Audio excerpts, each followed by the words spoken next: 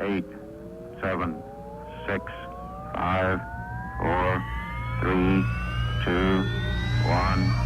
Liftoff.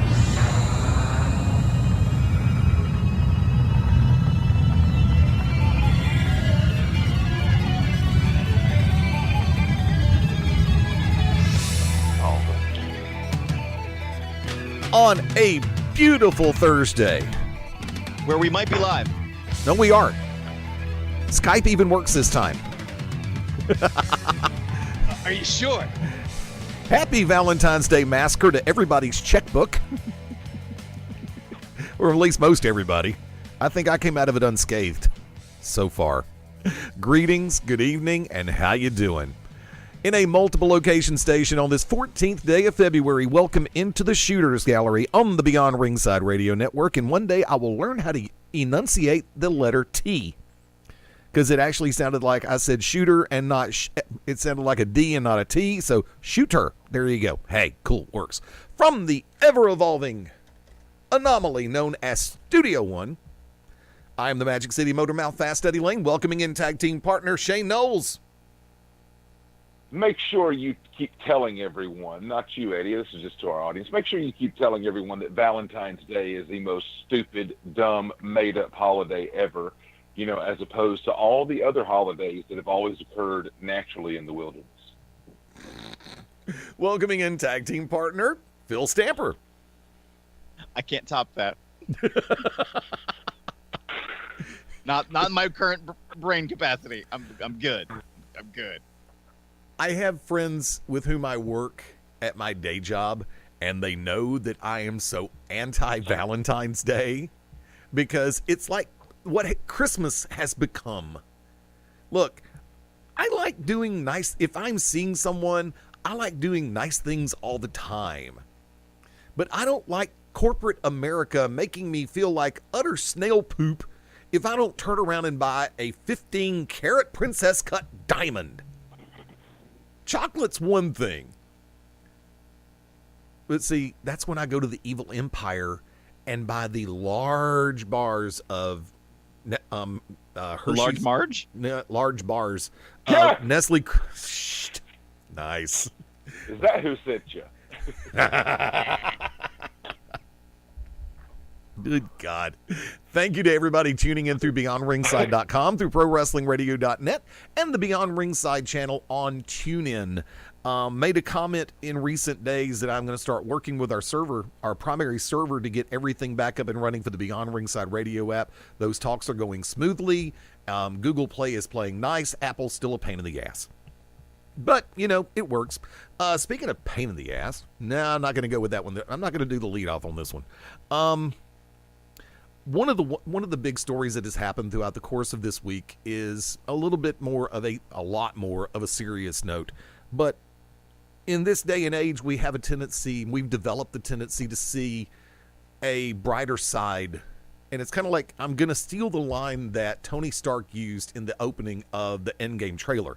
The end is part of the journey. And we lost one of the big names, at least in my world we did. For longtime wrestling fans, we did. Earlier this week, at the age of 76, pro wrestling legend and Hall of Famer Pedro Morales passed away.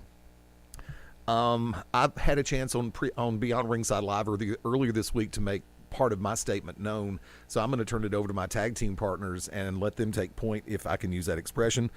Shane Noles, come on in. Your thoughts on Pedro? Always respected Pedro Morales. The first time I ever saw him was on the Coliseum home video tapes they put out. I believe it was Best of the WWF Volume 2 that he appeared on in either 83 or 84. But certainly, you know, trying to learn wrestling history as I, you know, matured and got older, watched a lot of Pedro Morales. But one thing that's always stuck with me is I feel that as a multiple-time WWF World Heavyweight Champion, he's always kind of been glossed over from those days in my mind. Like, people mention Bruno Sammartino, and rightfully so, and superstar Billy Graham, but Pedro Morales, when it came to selling out Madison Square Garden, had an unbelievable percentage of sellouts compared to those two. Mm-hmm. And I think no one ever had a bad word to say about Pedro. But that's something that always stuck in my mind, is you always hear about Bruno in the Garden. Pedro Morales there for a time actually had better gate receipts, more capacity sellouts, I believe is the verbiage, than even Bruno. So, you know, and even in, like when WWE mentioning his passing, you know, I was kind of saddened. It was almost like a very short paragraph, almost for a castaway for a guy that really helped, I think, was instrumental in getting this company going, you know, in its early preliminary days for Vince Sr. Phil Stamper. I mean, was he the first Triple Crown winner, like the first person to win the World Intercontinental and Tag Team Championships? If not the one of. Yeah. I mean, that in itself is an amazing accomplishment, especially at a time. I mean, you know, in the modern era of pro wrestling in the last 10, 15 years, quickly changing titles are a frequent thing, especially in the WWE level. In that era, it was not. You held a title for a long time. It really actually felt like it meant something, that it was really important and a big deal when you won it. So the fact that he was able to do that in that era, being at a time when the public was not always open, well, was less open to minorities in professional wrestling, that is an amazing accomplishment. Well, remember, he held the Triple WF World Championship for over 1,300 days. I want to say close to 1,400, which that in of itself, everybody talks about Bruno and Backlund and Superstar. Lo and behold, that's not a minor feat for someone to hold the primary strap for that period of time, even in multiple title runs. And we also talk about the Garden. Let's not forget when Bruno and Pedro pretty much took care of Shea Stadium that first time around. And one of the ones that I brought up was one of my personal memories, and that was the big storyline, the big feud over the Intercontinental title between Pedro Morales and the Magnificent Morocco, Don Morocco. These two had wars. I mean, it started out, the traditional da-da-da feud, and then lo and behold, it turned into one of those situations where Morocco played the perfect heel to Morales being the ever so popular character. And even when they took it inside a steel cage, that was brutality. For that promotion and that timeline, they just got brutal. I mean, you would think that Ric Flair taught them both how to go color. Yeah. Oh, sidebar to that, because we never bring his name up much. I think Don Morocco is one of the all-time greatest underrated heels in professional wrestling. I have said that myself for a long time, because when he and Pedro were in the middle of that feud, it's basic for me, just the simple fact of life, that Morocco was, okay, there is a way to play a heel that will make the impression, and I have said this forever. The whiny little bitch heel doesn't always work with me. Matter of fact, like 0.03% of the time. I want a snide, backhanded, arrogant heel that will just make me want to sit back and go, boo. And I don't mean Halloween Casper the Ghost. And Morocco played that to the T. Yeah. And even when he was, I remember one year during the a Survivor Series 5-on-5 that Morocco was actually on the face team. The Rock, Don Morocco. Let's not forget that. I mean, yeah. I mean, even as the traditional babyface in that match, the crowd was all over it. They loved him as the babyface, but they loved him even more. They hated to love him as a heel. And like I said, that's why Morocco and Morales, that feud, just stuck with me all these years. And that's why it's like for us to lose one of the all-time greats in Pedro, it legitimately makes me realize all over again, it's like, yeah, we need to treasure these moments that we have, regardless of what level we're on, whether it's the grassroots independence level, regional promotions, or the worldwide giants, national television, worldwide pay-per-view. Because we never know how long we're going to be able to enjoy these a lot of the stars in the ring, much less in real life. So once again, I feel like I can say on behalf of all of us, once again, our humblest condolences to the family and inner circle of Pedro Morales on his passing earlier this week. And I want to mention one thing about that, to Phil's point. So true that I hadn't thought about. When pro wrestling has been a business that has been far behind the times on the quality, with his ethnicity to stand out in that era and be a heavyweight champion, you knew he had to have the goods. I'm gonna do. What was that word again? Ethnicity. Yeah. Okay. Let's go with it. Works for me. Convince. And Shane's the other point I was going to say, I think, and I don't know if you guys could, dispute this, but I never saw Pedro Morales appear in anything pro wrestling related over the course of the last 30, 35 years. Not one Legends Fest convention, not even anything on Raw, a pay-per-view, like just about every other name we've seen from that generation in some capacity. No action figures, no best of DVD sets, not on a Raw 25 or a Mania. I mean, it was just like poof. Vince did a great job of leaving that era in the past. I mean, the only genuine that you've ever seen come out of that was, and remember, he used Backlund but there were two in particular. Other than as a commentator, you didn't see Bruno after the Hulkamania run started. Rick Martel actually made it as the model, but Tony Garea, one half of the most popular tag team champions along with Rick Martel, became a producer. Patterson, of course, huge in that era. And you saw him as one of the goons, one of the henchmen.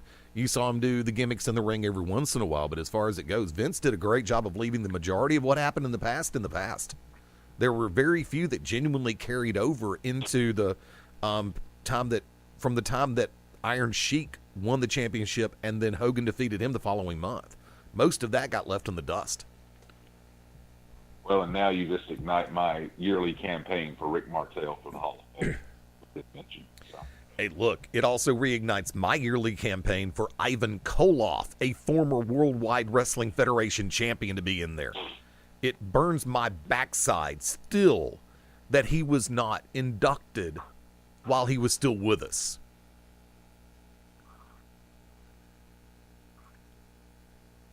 I'm with you. Phil, anybody you'd like to go ahead and start the fire about? No, because I'm right there with you. So, I want to ask Phil about this, because you are an astute wrestling historian. Rick Martel, a Hall of Famer? I can find. For some reason, I'm not sure. I feel like we brought up his name one time before when we were unsure. Hall of Fame. No, he is not in the Hall of Fame. No. He's asking, do you feel that Martel deserves to be in there? Oh. I mean, he was the AWA World Heavyweight Champion, WCW World Television Champion, WWF World Tag Team Champion. I mean, he had one of my favorite, up until the end of his time in the WWE, he had, a favorite gimmick of mine, the whole... Arrogance? I mean, he was the model Rick Martel, but he had the arrogance. I don't know why, but arrogance for me locked it in, even though it was the cheesiest gimmick. It blinded Jake the Snake Roberts, which led to also probably one of the worst matches ever in WWE history. That's not true. Brutus Beefcake was not part of it. WrestleMania history? No, that's not true because Brutus Beefcake was not part of that match. Blasphemy, sir. I'm kidding. Sometimes. No, you're not. Well, I think what gets swept under the rug on Martel is work rate. I mean, he could go with just about anyone, and Lord knows after the model gimmick, he was saddled with working with less than stellar hands. But I mean, watch some stuff with him and Kurt Hennig, some of that stuff with Flair, Jumbo Tsuruta over in Japan. Incredible. One interesting memory of mine of I want to say it was Superstars. It might have been Champions. Was Roddy Piper's last regular WWE match was against Rick Martel on Superstars, and it was a 2-segment match, which was so rare for superstars to do. And I just have this very vivid memory of it because it was the last time you saw Roddy for a while. And they never really talk about it, but it's, you know, in my brain of storytelling, I'd like to believe that it was Roddy Pepper going, you know, if I'm leaving, he's who I want to have my last match against. Give it to me. You know, sticking on Martel for a second, and I think I may have told this story on here. I know I've told it on BR Live, but when World Wrestling Federation had their Saturday night shows on WWOR, Channel 9 out of New York, way back in the day, Garea and Martel, Tony Garea, Rick Martel, then World Wrestling Federation Tag Team Champions. They had been on a great little roll. Very popular team. They were defending on this taped show against Fuji and Saito. And they had the title change on the Saturday night taped show. Garea was taking most of the heat, made the hot tag. Here comes Rick Martel, House of Fire, da-da-da-da-dum, kaboom, kabam, kaboom, kabam. And then he goes up to the top. And then just as he comes off the top rope for the flying cross body press, Saito throws the legendary salt in the face of Rick Martel, crash landing, come over, 1, 2, 3. We have brand new WWF Tag Team Champions in Fuji and Saito. Similar to the time where I believe they got the belts back and then lost them to the Moondogs because Spot used the bone. I miss the Moondogs. There was a knockoff Moondog tag team in the early 2000s. I wanted to be a Moondog. Not gonna lie. And you know, if I'm not wrong, Eddie, wasn't Martel about the age of 18 or 19 when he and Garea were tag team champions in the WWF? I think he was right at 2020, maybe 2021 at the most. And it's amazing to me when I go back, because, you know, I'm sure we all do. You go on the network and watch old stuff every now and then, but how over Strike Force was. Oh, God, yeah. He and Tito Santana. Oh, yeah.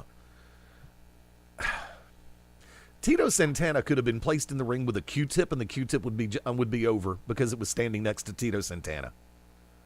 He had that kind of... Oh, and look, I campaigned that. I'm like, look, before Hulkamania began, I argue that Tito Santana was the most popular babyface in the company, because that feud with Greg Valentine for the Intercontinental title. I mean, Tito Santana was over, brother.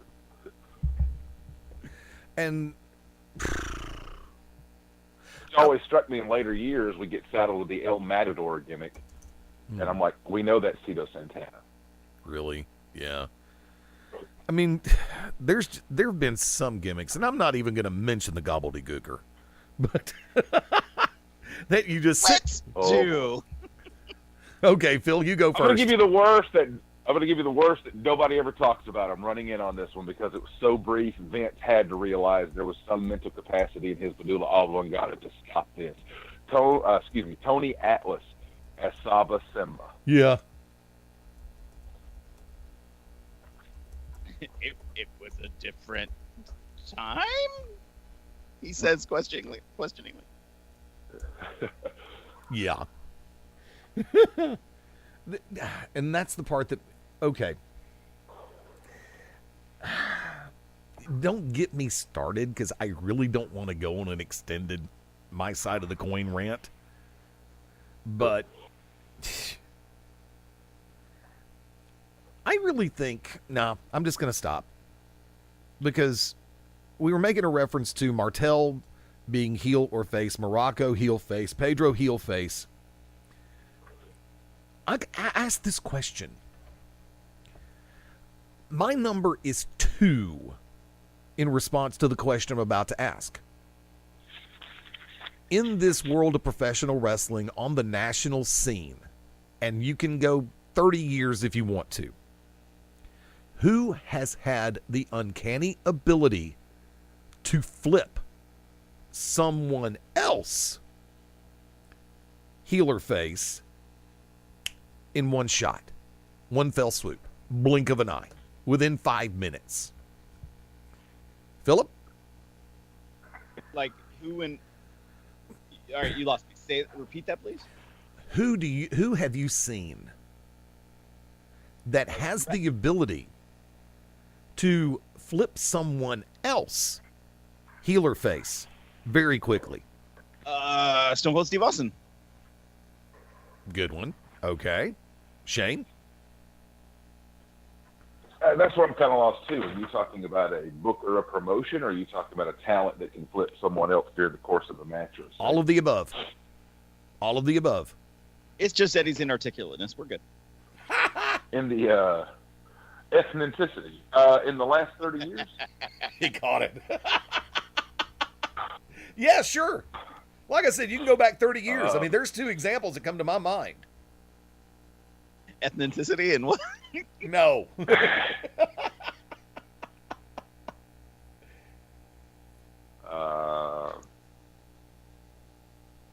Well, I mean, I don't, obviously I think if you're talking house shows, non-televised, I think guys with the crowd, you hear stories about that, about who they wanted to boo and cheer, but, as far as the televised product, yeah, I mean, Austin and Bret Hart, the double turn comes to mind. I can't, off the top of my head, that's not something I'm really grasping right now. The reason why I bring this up is because what happened this past Monday night on Raw. People before Monday night were just really starting to cheer Charlotte to a great degree again. Not totally. You had those that are sitting back going, she's Roman Reigns version 2.0. And then when Vince McMahon comes out and interrupts Rousey and Lynch, don't get started on that. I'll get started on that in a minute, but I'm just kind of mimicking what Vince said. And then he turns around and We says, called it 2 weeks ago. Yep. And then he turns around and introduces Becky's replacement against Ronda Rousey, Charlotte Flair. Vince McMahon took Charlotte Flair from the we really want to cheer her, but we're going to every once in a while anyway, even though we really don't want to because she's Roman Reigns 2.0, to, oh, hell no, we hate her. And she was getting the please go away heat. So Vince McMahon is one of those two people. One of two people in my mind that can flip somebody that quick.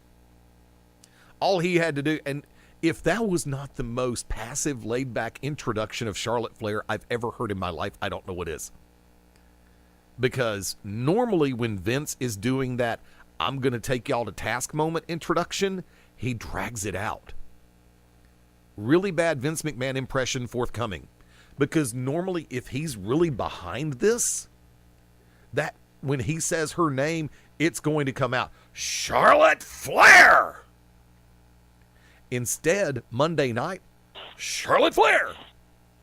He like shortened it big time. Yeah. It sounded like something you say when you stub your toe. Charlotte Flair! So he managed to flip her in a blink of an eye. The other moment that comes to mind, Vince McMahon had been riding high on a cloud, fans loved him, everything had been going swimmingly on Raw and SmackDown, and then all of a sudden, the return, and this is while he was still in ring, but he was also coming back to be the part owner, Ric Flair. When Rick came around the corner,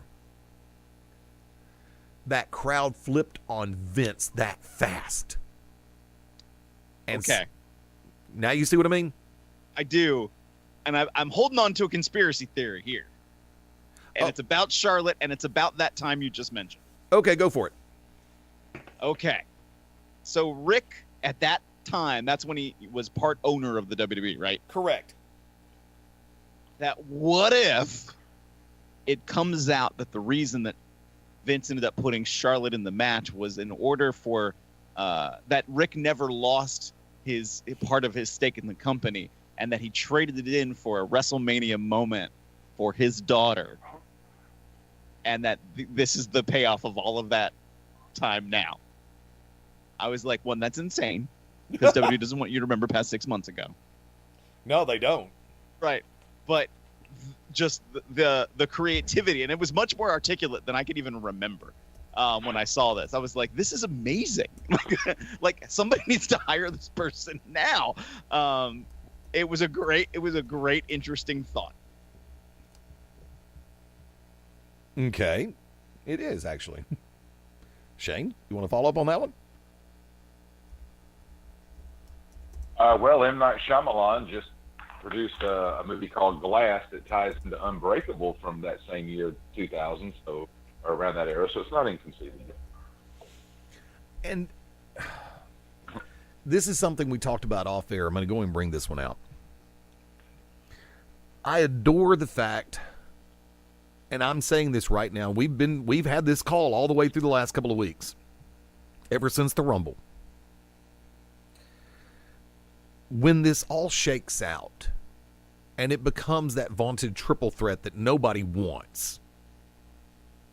Well, keep going, and then I have an intersection. Intersect. Okay. Intercept or intersect, either one, both of them work.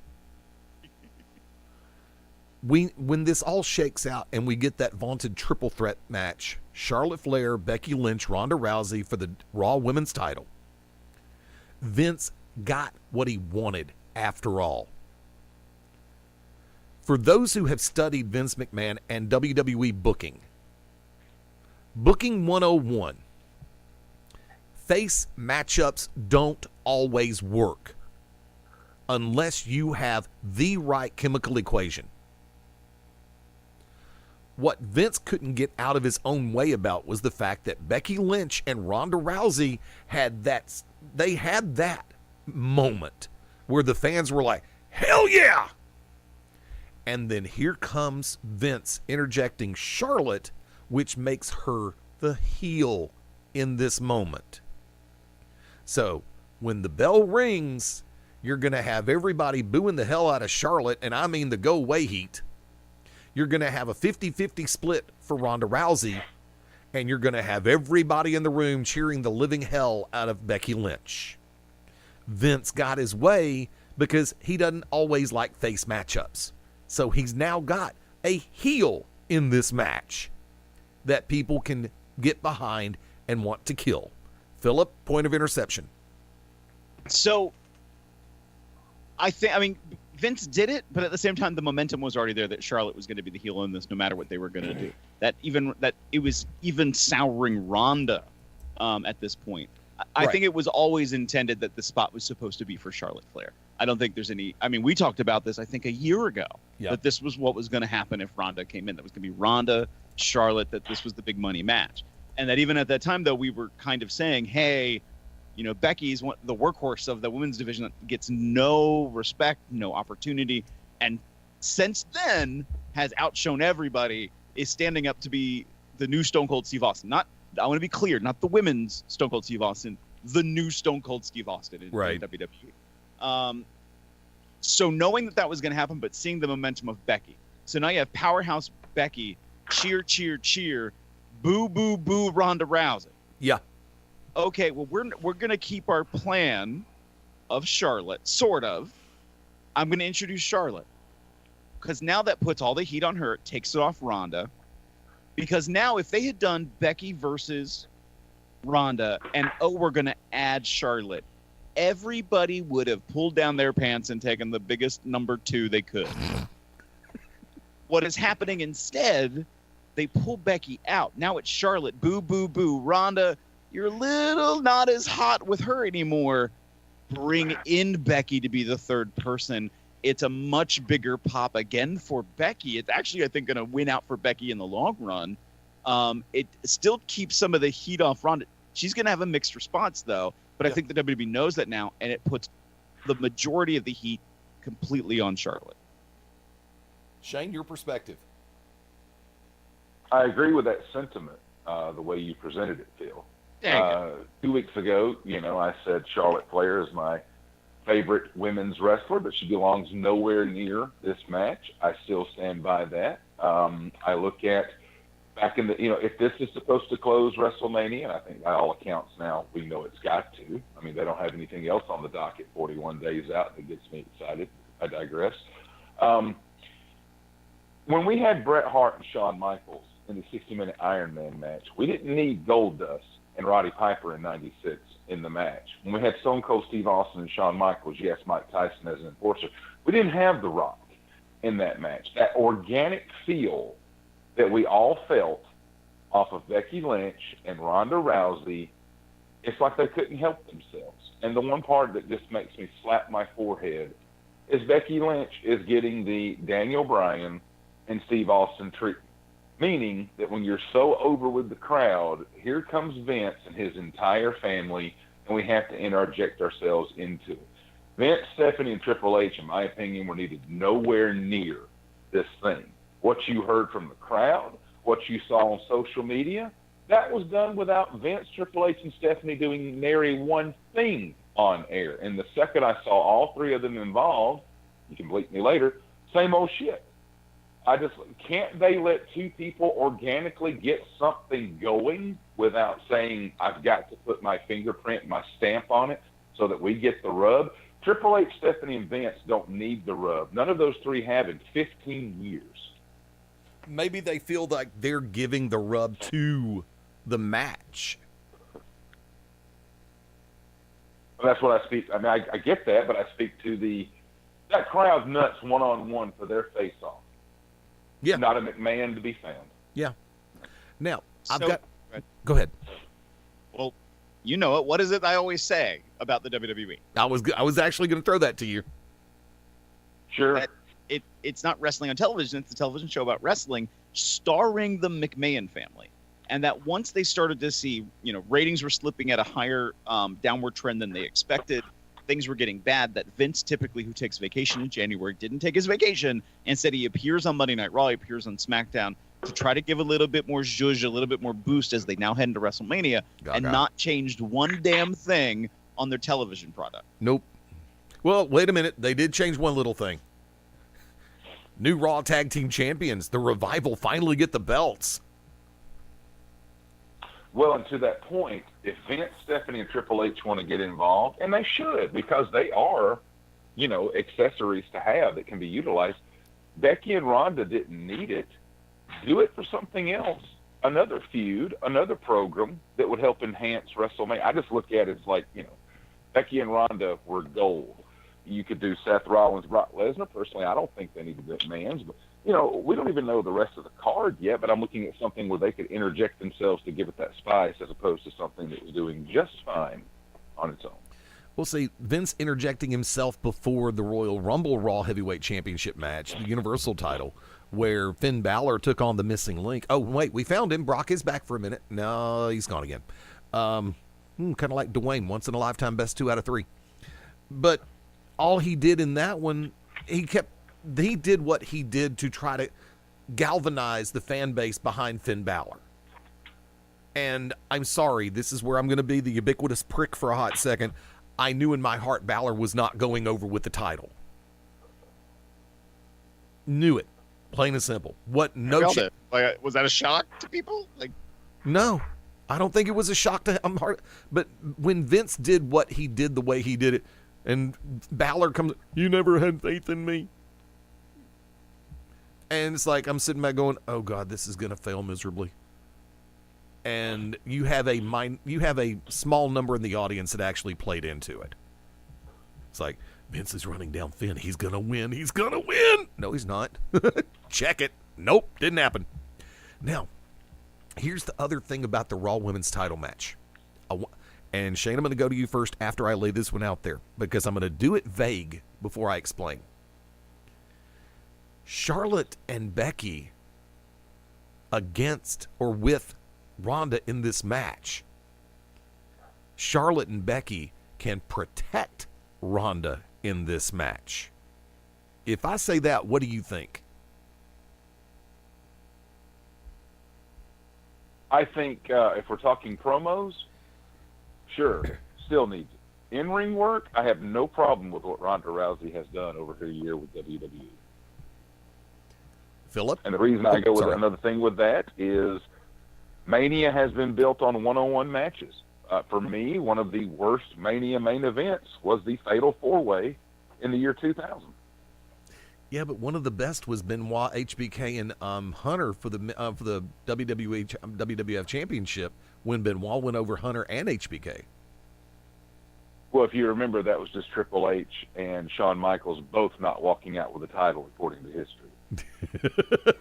Yeah, I know. I'm sorry. We actually But I mentioned get what Chris you're saying. Benoit's name here, okay? I got no problem mentioning his name for what he did in the ring. The reason why I put it out there, and Phil, go ahead. Phil, I'll give you a chance to come back on what I just said about protecting Ronda Rousey. No, keep going, because I think we're there. Okay, I'll do this. All things considered, for the strides that she has made,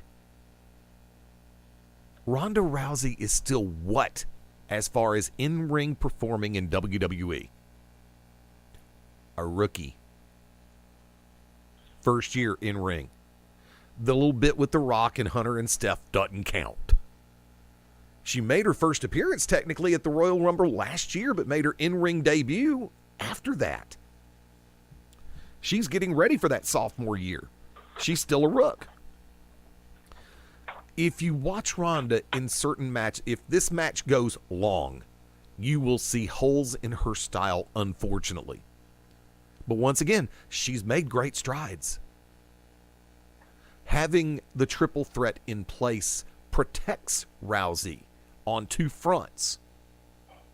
You have two people that can guide her to a good triple threat match and protect her in that regard from getting ahead of herself and making a simple mistake or making a bad mistake. Number two, you have a scapegoat built in now with Charlotte Flair. If she does the honors for Becky, it still protects Ronda and keeps her looking strong to where she can say, I never got pinned for the belt, setting up a rematch down the road. Did I go where you thought I was going to go, Phil? I mean, I'm not shocked by any of that. It makes sense. It makes sense. How dare I apply logic to an illogical circumstance, right? Well, Because- here's where I'm going to be the little burr in the saddle, though. If they go with that, Ronda and Becky at SummerSlam would not surprise me. But what if they don't have the steam they've had the last 3 months? They don't- they it don't- can turn in the blink of an eye. They don't need it. They can use the star power of Ronda Rousey to put her with anybody and have Ronda now help build somebody else. By the name of Ronda. I'm not saying by the in-ring ability, by the name of Ronda. What happens when we get to SummerSlam and it's Rachel Ellering versus Ronda Rousey? I'm not saying that's what's going to happen because WWE won't go that fast, but hey. I'd rather play with Nikki. All right, I'll Nikki play this. Cross versus Ronda Rousey. It would not surprise me to see a full-out heel turn by Ronda Rousey at WrestleMania.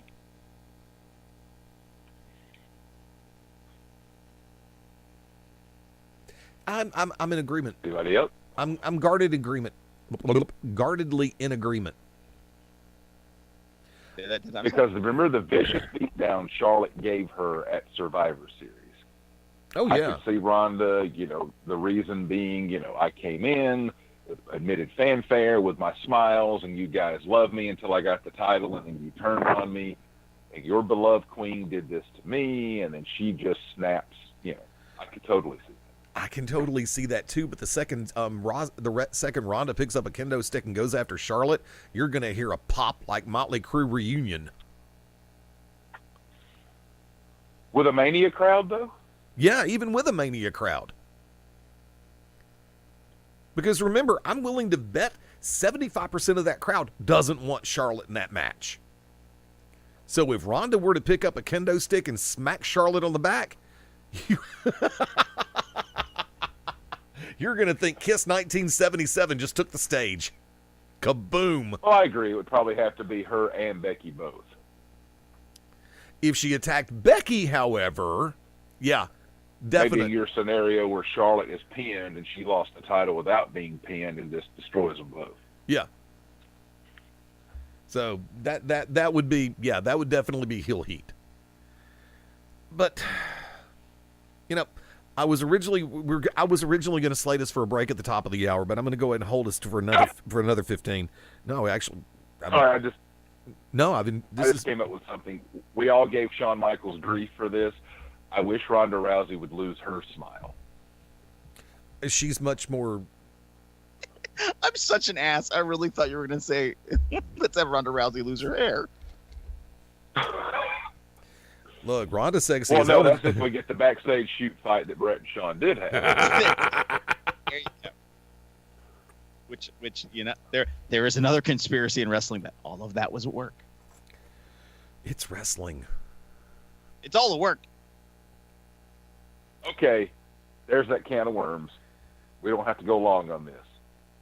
Do you, at your core, believe 21 years and some months later that Brett and Sean were totally in on that? Because I don't, having read both men's autobiographies, which I know even that can still be worked. Oh, God, yes. But just that tension. I mean, I have no doubt that when they made up in 2010, when Brett came back, that was, as real can be, because Sean's a different man now. I mean, we also have to think that at that level, there's a whole other ball game of politics and of playing towards the camera and the crowd. And what do you mean at that level? It happens at every level in pro wrestling as far as the politicking goes. But it's at such an even higher, more intense level at the WWE level. Right. And I say that because, remember, Brett has a documentary camera crew following him at the time, where they filmed conversations that he was having with Vince McMahon. They filmed everything happening in the back, that in the middle of this hallway, that here's Bret Hart's wife yelling at Shawn Michaels, like, we know you knew something about it. That it was so laden with conspiracy that they were so afraid for Earl Hebner's life that his twin brother was ready to drive him out of the building in a car to have him get out and away from all the heat. Like, really? Like, it was going to be that level? Like, that there's parts of it that seem so play acted for what happened in the scenario. That then Brett would punch Vince McMahon, a multimillionaire who he's trying to convince, keep me here, in the face and dot his eye. Like, just there's pieces of it that have the groundwork for a conspiracy theory. I'm not convinced, but at the same time, I'm like, it's there. And there are a lot of people who think, like, no, all of that was a work. It was to make Brett look good. So when he left, like, oh, look at this. He has all this stuff that Vince and Brett were really just playing off each other. And if you even go to current day, and listen to what Chris Jericho says about his relationship with Vince, how happy Vince has been for him with everything, with All Elite, doing the cruise, doing all this other stuff. It's like, well, maybe Vince really did do this for Brett. That it was a way as a parting gift for Brett. Say, like, oh, you punched Vince in the face? Who punched Vince McMahon in the face? You punch a billionaire in the face? That's such a way to walk out. I've been listening to the Time Suck podcast, and now I found that I'm doing imitations of the guy doing imitations. Okay. Yeah, but you do enough voices on your own. That's true, too. So now I have a new one. Okay. I will say, if you haven't listened to it, by far my favorite episode of Something to Wrestle With ever was about a year and a half ago, where they spent, I believe, right at 3 hours and 30 minutes. Good Lord, I know that's a long duration, but unlike others that go long, I didn't find myself bored with this one. It was about Bret Hart's 1996-97, his entire last year with the company, and Bruce was right there for everything with him and Sean. And I don't want to say this wrong, paraphrase it, but I mean, Conrad Thompson brought it up. Do you think it was a work? And Bruce said, absolutely not. With what he saw every day at house shows and TV tapings. He said, okay. But, at the end of the day, he said, I could see that small glimmer of hope that for those that would believe that it could be true, that there was so much real-life animosity and so much real heat that perhaps only Vince McMahon knows if he got the two of them together away from Pat Patterson, Gerald Briscoe, and Bruce himself and said, let's work everybody. He said, I'll believe that. I'll give it 3%. Just because it's okay. He was in on it. Conspiracy. Hello, Pandora. How's your box? Let's open it for a second. Are you saying I had something to do with it? Was it me? Did I go back in time and somehow implant this into myself? One other reason that I will say, not a much lesser known screw job, was the whole Fabulous Moolah, Spider Lady over Wendy Richter type of deal. So Vince had a precedent doing said deed. Yes. But let me do this. I listened to Pritchard, I listened to Bischoff, and I listened to Shivani. Yay, he's on Shivani. And yeah, I'm on Shivani.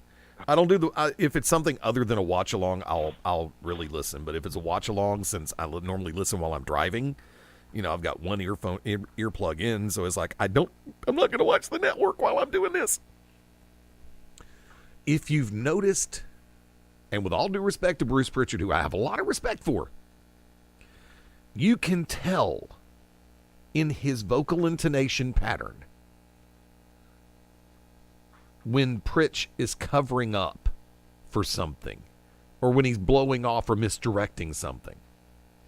He will protect storyline integrity even after all this time, when it does nothing to benefit him other than keep him in good standings with Vince, so hopefully something else to wrestle will come back to the network. He understands you never burn a bridge. So, if he's going to be asked, do you think this was real? Well, let's see.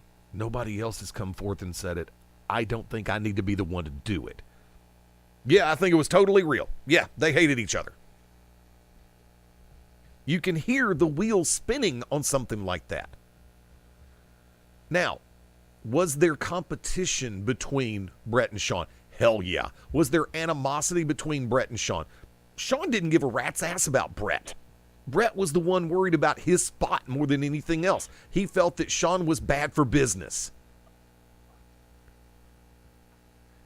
He felt that Shawn's ego was bad for business. Not the business, but for business. So, to keep everything in play, and Brett couldn't make up his mind whether he wanted to verbally be a heel or a babyface half the time. But when Bret Hart finally went with the holier-than-thou crap, I'm better than everybody else, yeah, okay. And then, of course, later on in life comes the double turn. It worked out. Bret Hart, to me, was a better heel as long as he did not whine. Sad part is, majority of time, Bret whined. That's just me, though. So, I don't know. Oh, and we're talking about different stars and doing different things, and we're at 23 after the hour on this 14th day, Valentine's Day. Yay, manufactured holidays. So for those of you that are actually out and listening to this on replay or live, if you're listening to this live, obviously you're single. Or divorced. Or separated. I'm separated. I'm doing this live. I don't give a damn. But, I'm trying to figure out the easy way to make the segue to the next topic because I want to take this break in 5 minutes. I just don't want to get too in-depth in the conversation. We all know the ethics. Oh boy, I said the word ethics of professional wrestling and business. Waiting on Shane and Phil to break up and start laughing uncontrollably.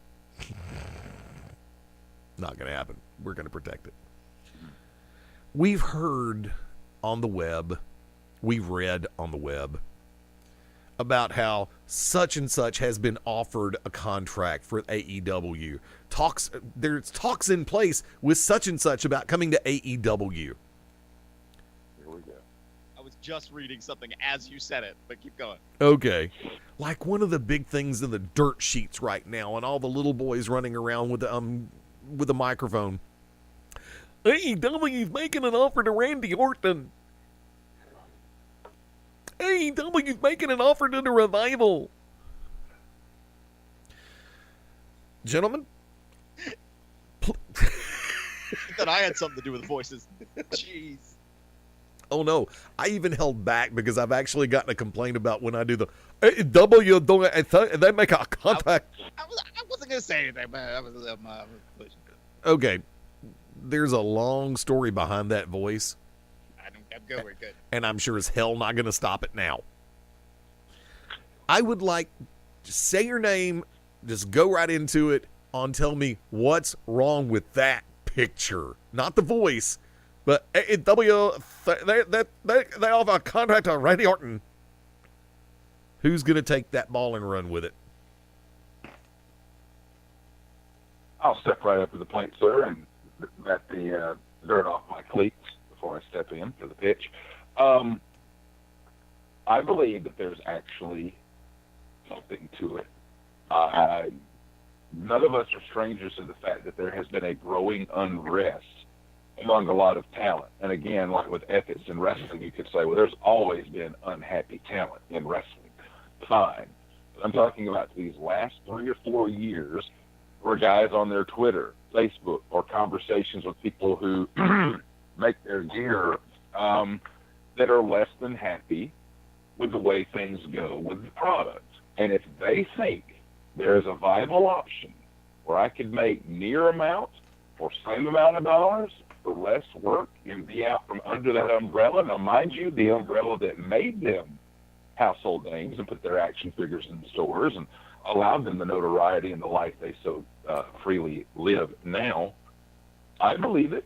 Now, I'm not going back to what we would see if you're on AOL or Netscape circa 96, 97, where anyone in WCW was rumored to be going to the World Wrestling Federation and vice versa. But it would not surprise me. Say again, Phil. I said I was pumping my fist in the air on that one. Okay. I will say this. When Eddie first reached out to me about today, this was something I couldn't wait to bring up because, we don't always agree. That's what makes fun banter on the program. I'm more excited for AEW's Double or Nothing without a full card than I am for WrestleMania without a full card. Ditto. And and I know Eddie has been restraints on this. I'm not trying to fanboy up, but the mere fact that they sold out the MGM Grand 14,000 seats in 30 to 35 minutes. Yep. You cannot ignore them anymore. I mean, again, it may all flop by the month of September, November. Lord knows many a wrestling company has, but as far as for laying the groundwork and getting off the ground, again, this isn't the Von Braun Center in Huntsville. I said that the last time we were on the program. No disrespect to our friends in the Rocket City. This is the MGM Grand in Las Vegas. A lot of boxing fights don't sell out that quickly out in Vegas. This is a debut company that does not have a TV deal yet, even though a Tuesday Night Dynamite name has been trademarked, which I pop for and can only hope for in the future. But yeah, I'm more excited for May 25th than I am the month of April for Mania. And I get it because it's the new, it's the flash, it's the, hey, we haven't seen this before, we know what WWE is doing. But it all changed for me when Omega came out and did that with Jericho. I was already excited. I was already probably going to order it. But that whole stare down, a la a lot of boxing press conferences that have taken place out in Vegas, this is a company that in its debut show ever has a rematch of a match that everyone was hyped about in the year 2018, and I'm just not sure we've ever seen that in the pro wrestling landscape.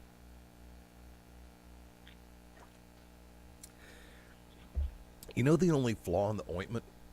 No, fly in the ointment, flaw in the game plan? Legally, and this is where I was originally going to go with this, but I like your point better.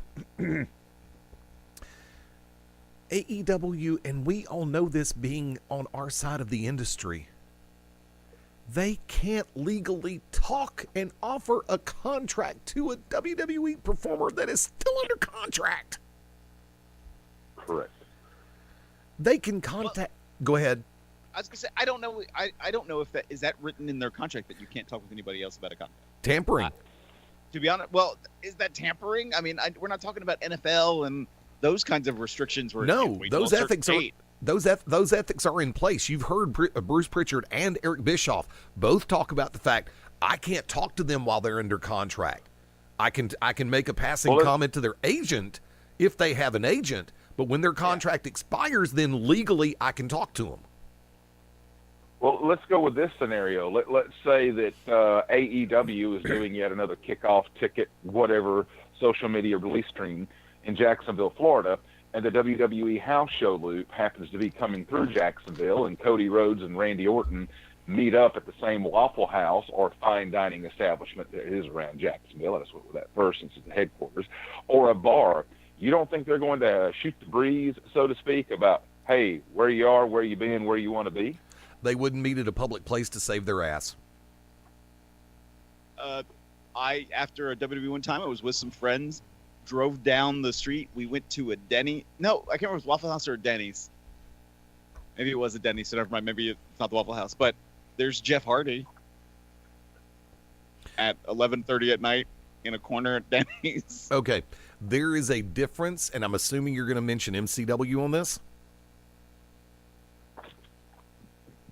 This was after a WWE event. Right, got that. All right. But they would not knowingly set up a visual appointment in a public forum of that ilk, knowing the fact that Cody Rhodes is full-time representing AEW right now. They would meet at somebody's house, or they would meet at a place that is well off the beaten path. Oh, I just meant if paths were to happen to cross, per se. Oh, yeah.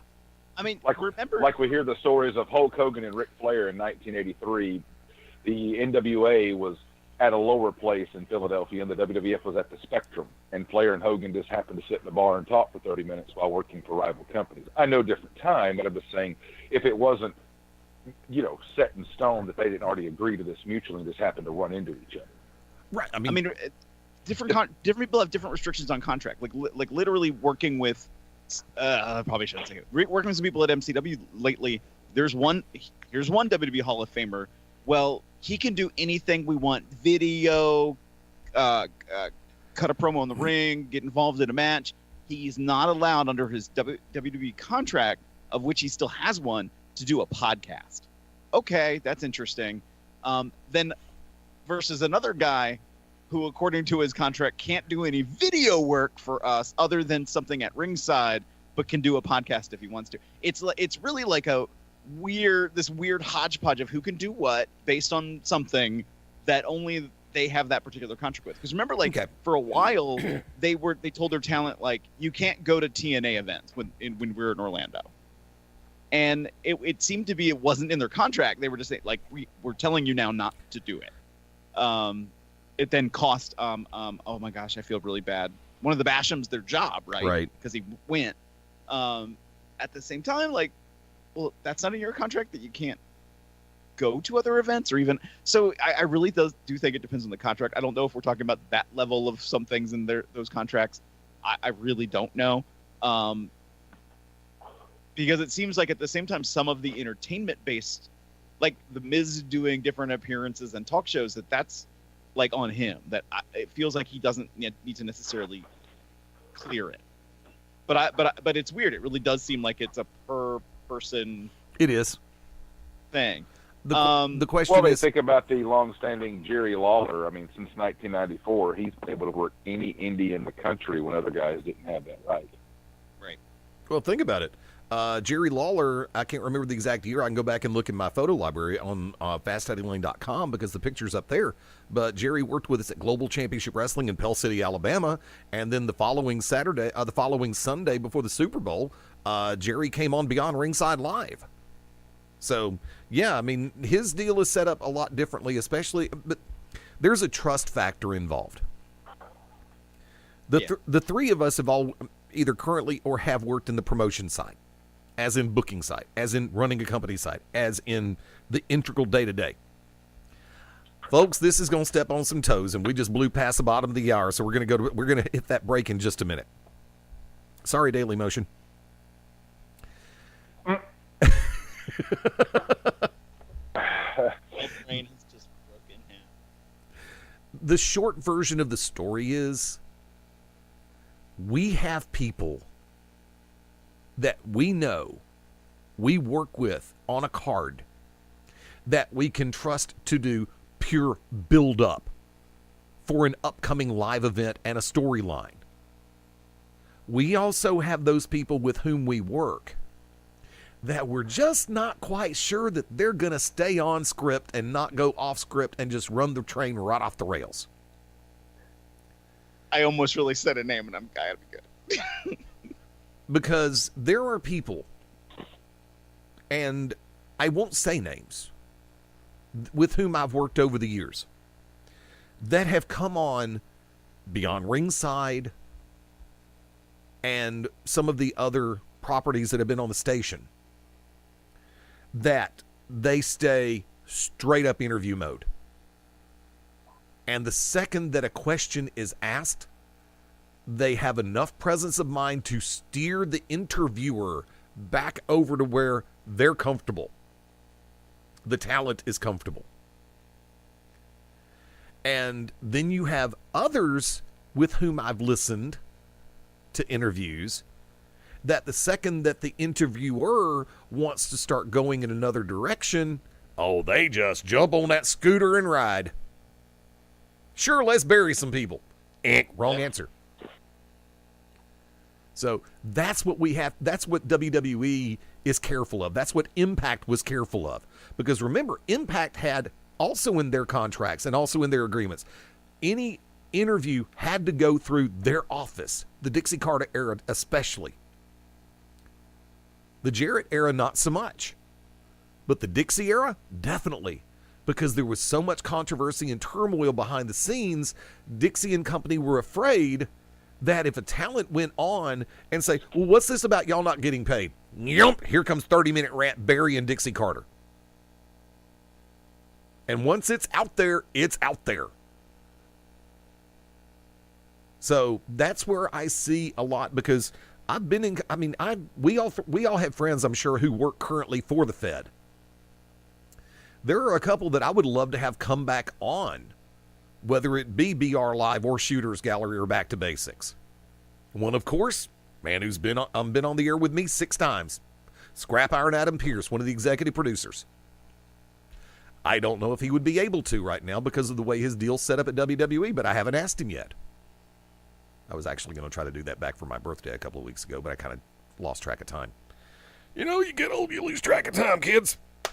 But before I hit that breaking point, as far as the chronology goes, I'm going to open the table. Gentlemen, anything y'all'd like to add all the way across the board? Phil, Shane? Agree, disagree? Well, I mean, I'm on that AEW train. Both. I heard Eddie say, yes, you was excited for Double or Nothing, if not more, than for WrestleMania.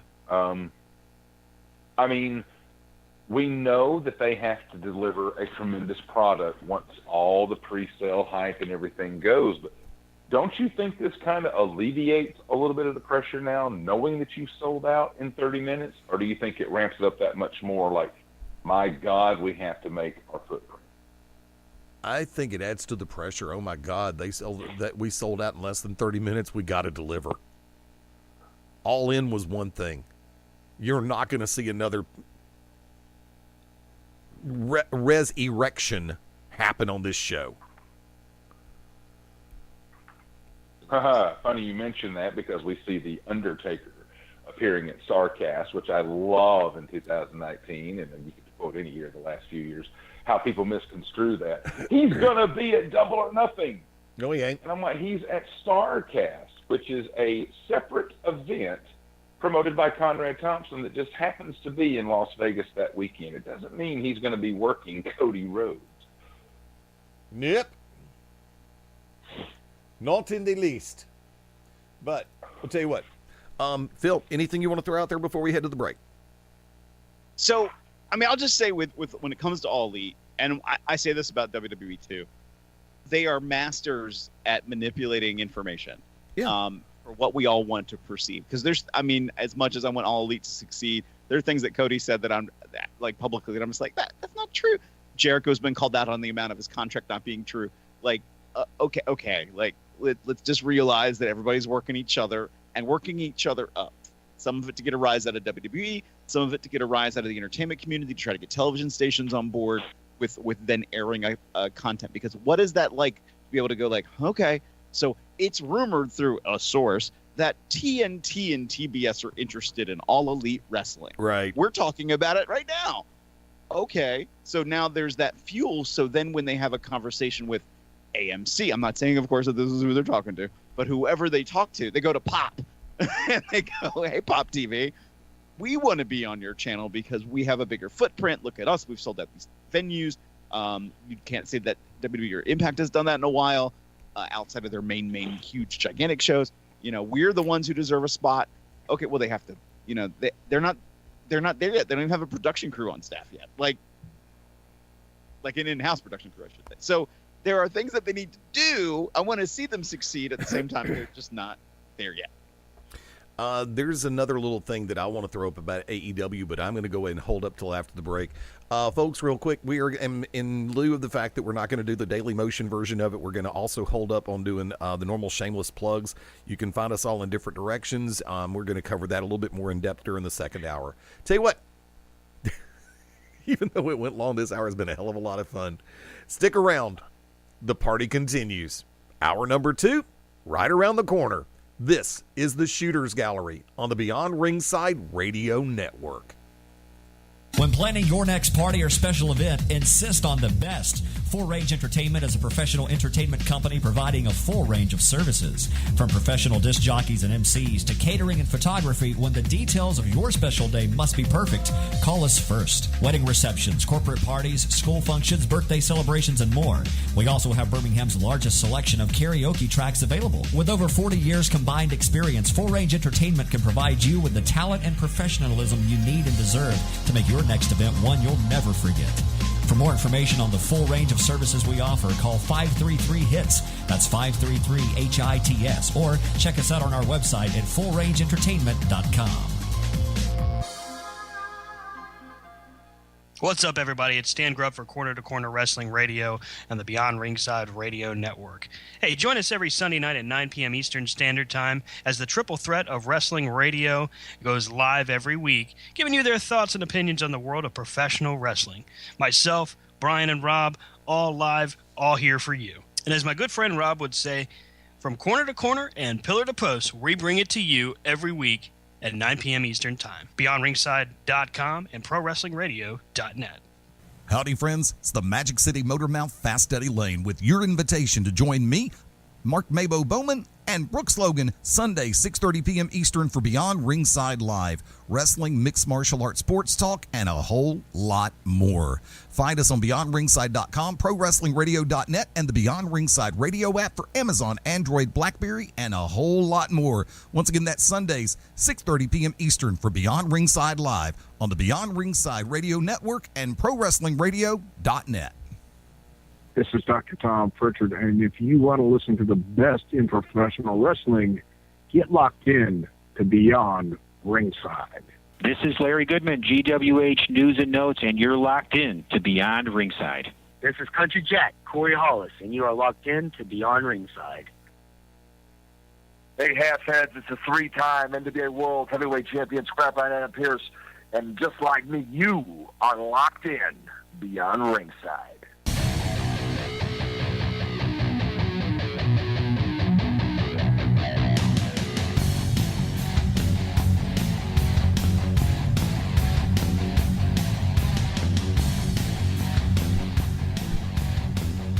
I've always liked that music, man. It sounds like an action-adventure movie kicking off from the 1960s and 70s. Where's Batman when you need him? Too bad we can't hear it. You can hear it on the replay.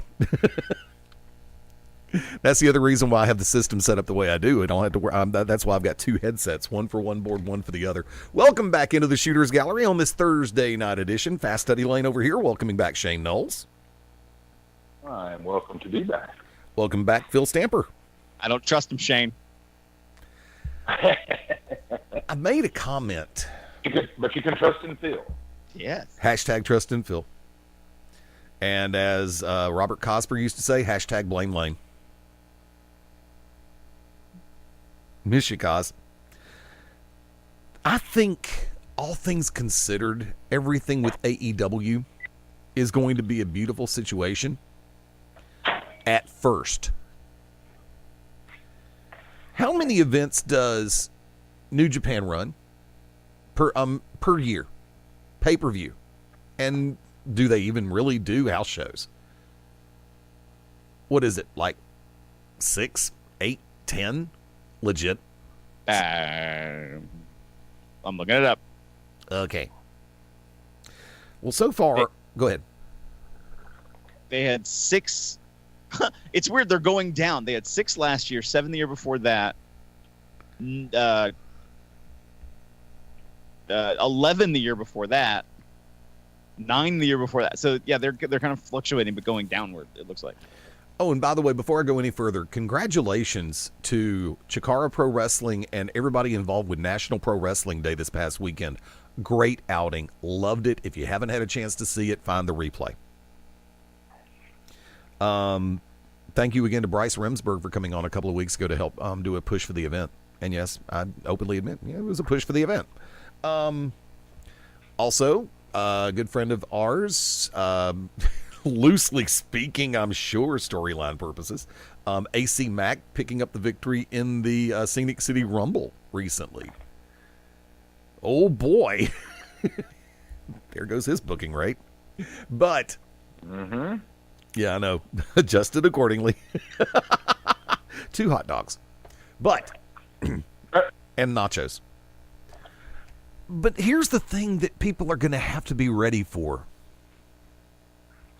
You know, you see these stars built on the grassroots circuit and the more regional organizations, and they turn in these, and I hate using this term, 4- and 5-star matches that are critically acclaimed, but how often do you see them doing this style of match? Not very often, right? Well, you can have these barn burner matches at All In because it was one event. You can have more of these barn burner matches at Double or Nothing because it's one event. If you think for 1 second that the Bucks, Cody, Kenny Omega, Sonny Kiss, Nyla Rose, everybody who's been signed, whether it's to exclusive or non-exclusive agreements with AEW, will be turning in these high-impact, high-flying matches each and every week when they get the television deal, think again. Because if you're doing a weekly broadcast, taping, even if you're taping 2 episodes at a time, what are you putting your, and if they start doing house shows after that in support for the television shows, we're going to end up in a situation where these stars are going to have to work more conservative matches, which is the same thing everybody can whine and bitch about WWE. Those 3 words, slow it down. Yes, work smarter, not harder. So you're not going to see, you may see it when they do those pay-per-views, but on a weekly broadcast, unless they're going to run a deep enough roster or keep it at 1-hour shows to where they don't have to use everybody every week, the talent is going to change the way they work in ring for television. Maybe. I just, knowing some of the guys they have, that's what they're doing on the independents already for little money. So now they're going to get a decent payday, and they may push themselves more. Can they keep it up? Can they keep it up for a TV match that might be shorter than what they're doing on the indies and still have a good display and keep people interested and not be burnt out? That's the trick. That's the other side of the coin on this one. Welcome to my side of the coin. Because when you're doing television matches, how long did podcast for the Beyond Ringside Network? Live radio, then podcast. I didn't say. Fine. You said the P word. Okay. So on this podcast, what are you going to say? I'll shoot you. First thing I do when I get up there is I'm going to shave your head. Right after you shave it. Now, legitimately speaking, how long did it take WWE to actually do a match for 3 segments, much less 2? It took a long time. But you don't see the same people in those 3-segment matches every week. Same's going to happen with AEW. I'm not knocking it, not in any stretch of the imagination. Please don't get me wrong. But if you think that you're going to see Kenny Omega each and every week turn in a match like he did at a New Japan Pro Wrestling pay-per-view, don't even think about it. Don't even think about it. Because you're not going to take those ungodly bumps every week on TV. There will be burnout if he does. Agree, disagree? Phil, I'll go to you first. I'm very mixed because, again, a lot of this roster I've worked with before, and I see what they do multiple times on a weekend. Now they might, if they get weekly television, that's just it too. Are they going to be able to fit their entire roster on every week of television? Is it going to be 1 hour of television? Going to be 2 hours of television? I don't think they would do 3 because everybody's learned from that mistake. I hope that's been one of the complaints of talent. Like, hey, I'm used too much, but hey, I still need to get paid. Hey, I need healthcare insurance that they're saying that they're going to pay for as people might get also injured. So I think you're going to see a balance. Hopefully it's storyline driven, but that high quality caliber of athleticism. And I do think they're going to push it. And I hate to say it like this, and this is a thought I had when I was much younger in wrestling, when I thought I could never get hurt. I really was like, I would look at WWE and see what happened when they had the competition of ECW and WCW. And they would push it. And Rey Mysterio was hurt all the time. Yep. And it's like, suck it up. We want to see you kill yourself. Not me really thinking this. I'm saying what fans kind of were doing the impression of. And then I remember there was sort of a public mention that the WWE, after they bought WCW and ECW, and after they kind of did their little in-house rivalry feud, that they were going to tone it down a little bit, to slow it down so it would lower the risk of injury that people had. Yeah. And I remember the sentiment being, that means they're not going to work as hard. And at that level, shouldn't you work a little harder? That's really harsh to say. And I kind of did feel that way. And I really do hate to say this, but there are some guys who get to that level, and it's like all of a sudden they're throttled back to 1. Whether it's them, which I don't think, and I think it's really the WWE going, oh, you got to turn it down for whatever reason. I think All Elite's going to ramp it up and tell people, keep it at an 8. Don't go out and fully kill yourself and do everything that's in your engine to do. Keep it at an 8. Keep it high. Put yourself on life support. Right. And somehow intertwine a story that will bring you back and connect you to the next time for why you want to come back next week. Shane? Now, it also depends on who's going to... I mean, there's so many other factors. What station are they going to get? How are they doing this? I will say, watching their first press conference that they did in Jacksonville, I was like, this is the camera work they're doing and the mic work they're doing. This is bad. Then they did the ticket press conference, and I was like, this is awesome. You have cameras that actually can have resolution, and you're picking up crowd noise, and okay, I'm feeling a little better. Shane? I will agree with Phil Stamper on that. The Young Bucks, if they get the chance to go to a weekly television deal, there's going to be no stopping them.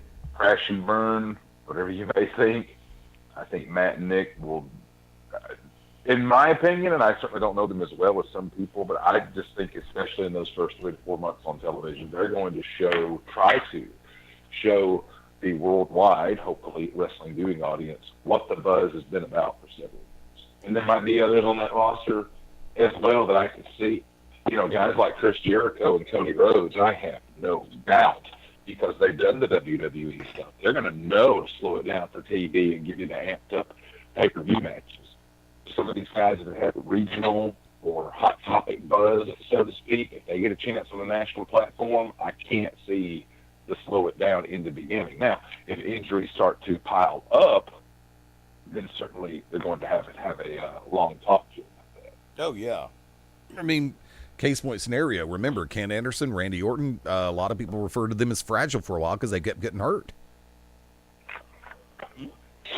But I'll say, look at AJ Styles. His TNA work, unbelievable. From television to especially the pay-per-views, we were waiting to see what's AJ going to do next. What crazy bump is he going to take? What death-defying move when he broke out the spiral tap? What's he going to do? And a lot of people that I know have been underwhelmed by AJ Styles in WWE over the course of the last now 4 years. And to that point, this is what we're talking about. I say, guys, he came into the company when he was 38. He's 41. He's not 21, 22, 25, 28 anymore. And 2, it's not doing, 2 or 3 Impact tapings in Orlando and then off 3 weeks with a limited house show schedule.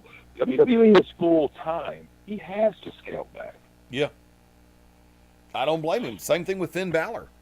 I mean, same thing with a number of these high flyers. I mean, God, Jeff Hardy can do it every week, but he's paying the price. Matt Hardy did it every week. Lower lumbar fusion now? He's got vertebrae that have fused themselves together? that butt bump will kill you sooner or later. You're looking at 2 guys right at 40 years old who probably away from the cameras walk like they're 55. Yeah, at least.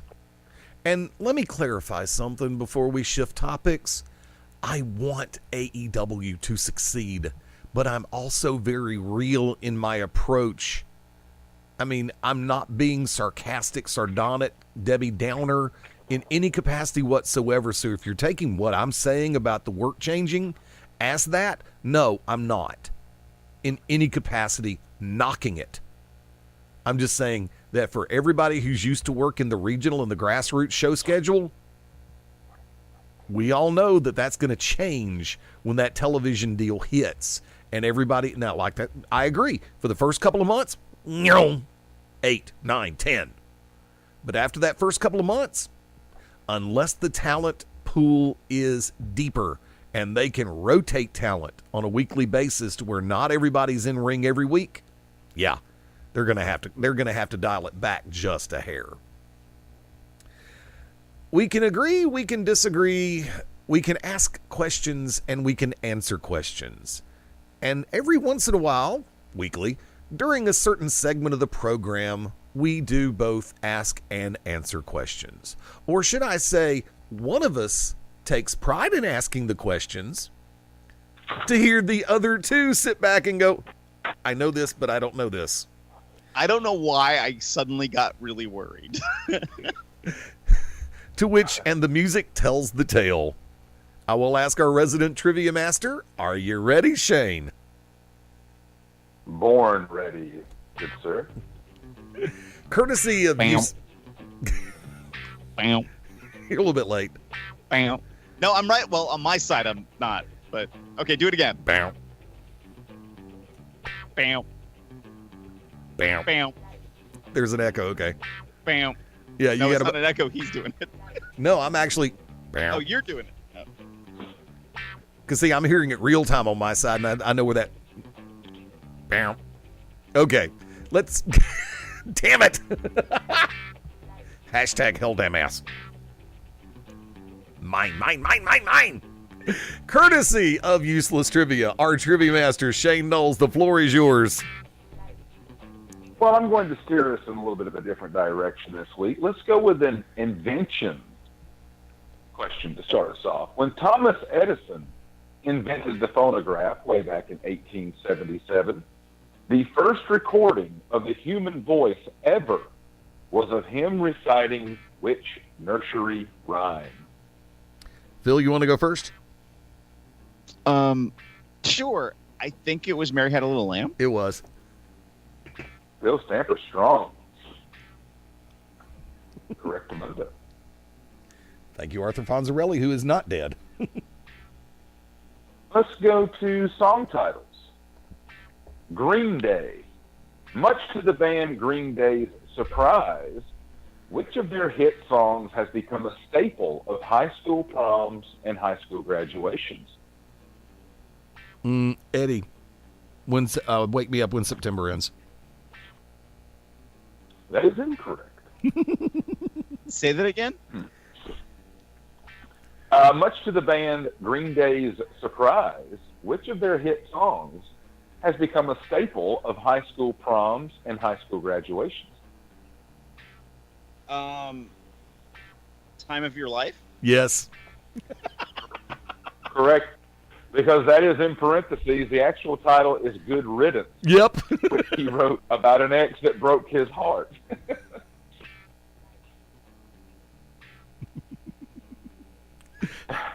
Did Eddie actually throw that question on purpose? Yes, he did. You may have. Actually, I did. Because why would you play When September Ends in March, April, or May during a prom? Because you don't have to go back to school in September, so you don't really have a September again. Think about it. I'm thinking Bill, I'm going to hard let you about it. choose this. Bill, I'm going to let you choose this next category. Would you rather I do blackjack or health and fitness? Let's do blackjack. You didn't even have to say the second one. I was going blackjack. Blackjack, if we are sitting in a casino together, dear God, the drinks that will be poured, if we are playing blackjack and Phil is dealt a hand known as a soft 14, you have what two cards at your disposal? You have an ace and a 3. You are correct. Mm-hmm. Phil studied, Eddie. Mm-hmm. I didn't get the memo. Yeah.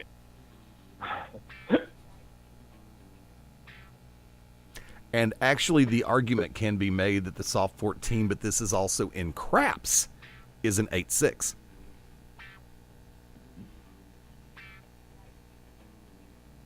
I always like doing these. Let's do a same name question. It was a hit song title for John Mayer and a movie starring George Clooney. Share what name?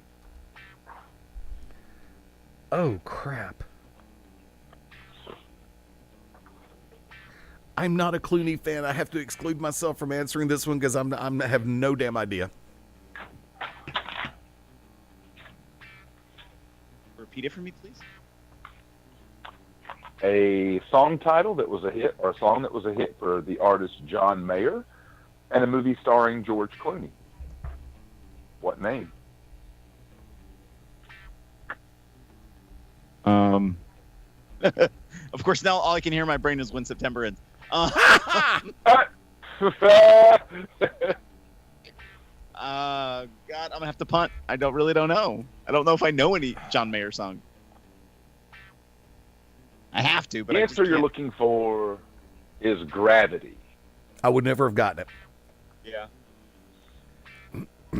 I would never have gotten that. Well, and you know the final question, always a list bonus, and I can't help myself, and I say this sarcasm dripping. We had such a good time on the program 2 weeks ago about the National Toy Hall of Fame that I'm going to conjure up one more here. Oh, God. Met with the response I was looking for. Thank you. In the National Toy Hall of Fame, there are 8 toys whose names begin with the letter S, as in schizophrenia. Eddie, I will start with you. 8 toys whose names begin with the letter S that are enshrined in the National Toy Hall of Fame. Slinky. That was the first one with an S, correct? You may continue. Actually, my favorite board game other than Life, Scrabble. Also in the Toy Hall of Fame. What?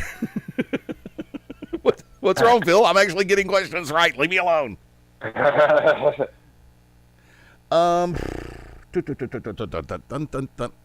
Okay, I'm just going to go ahead and use, I know it's normally a J for jump, but I'm going to say a skipping rope. Incorrect, but that was a solid guess. We go over to Phil Stanford. A slingshot. Thank you. You know, I had so many teams put slingshot, and just like you guys, I'm surprised it is not. Oh, you're kidding me. I failed. That's funky. I thought for sure slingshot would have been in there because if he didn't say it, I was going to.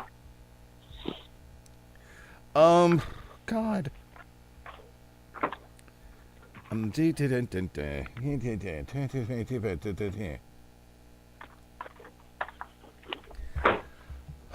Okay. I'm going to stretch for this one because I don't think it actually classifies as a toy, but I'm going to go ahead and say a swing set or Jungle Gym swing set. A swing is in the National Toy Hall of Fame. Wow. Eddie. Yes. I thought it would be swing set. Okay, cool.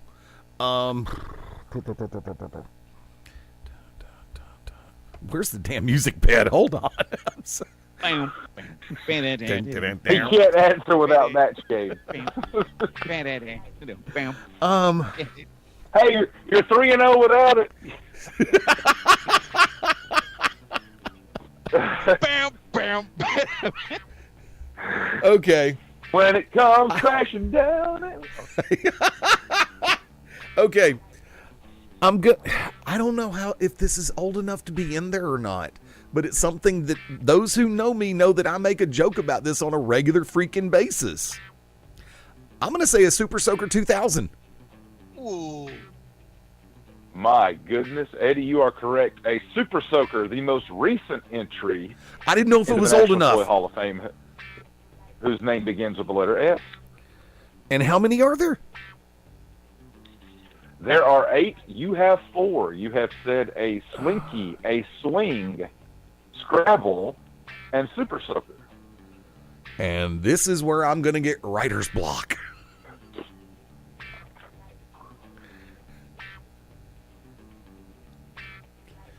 Oh my God. This has got to be in there. Can I ask a clarification question before it's my turn while he's trying to figure it out? Sure. It was Super Soaker, right? It was not just Squirt Gun. It was all Super Soakers, right? Yeah, a Super Soaker. Mm-hmm. Thanks, Phil. But I'm not going to do that one. I'm not going to push my lock, and I'm not going to steal it. I'm not going to steal it. I don't know if it really helped or not. Actually, I just had one pop in my head because, believe it or not, my parents actually saved the egg from when I was a kid, and I just saw it sitting on top of the hutch. Oh, don't say it! Silly putty! Eddie, you have 5 of these toys so far. That is correct.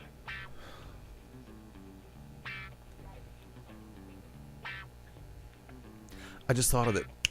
I don't know if it's going to be... stilts.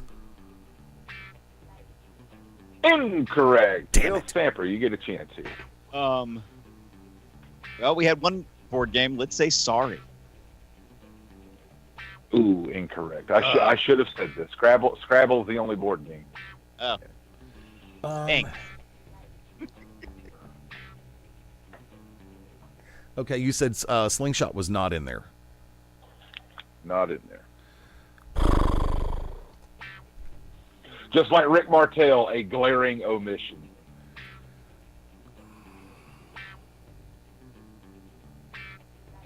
I'm running through my head so many different things. And you said Sorry wasn't there and Scrabble was the only board game.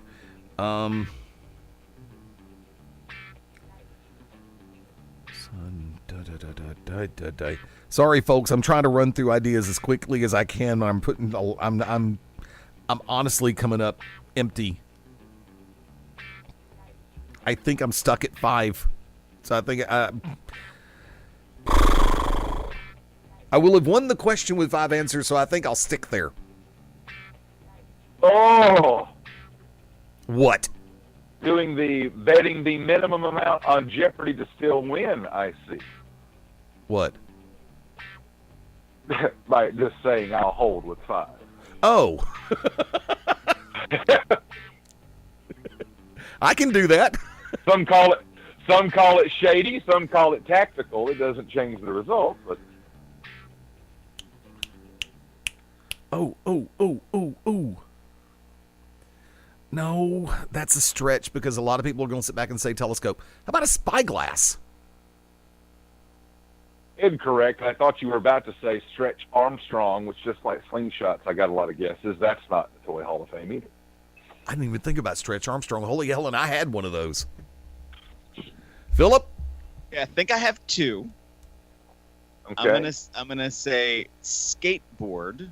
Oh, mother! That is correct. That is correct. And for whatever reason, when the second I thought skateboard, something else came to my mind that's ridiculously improbable, but I remember this conversation when it happened.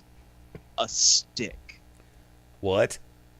You are correct. Wait a minute, hold on. I said stick before Correct. him. I said when I said I'll stick, that counted.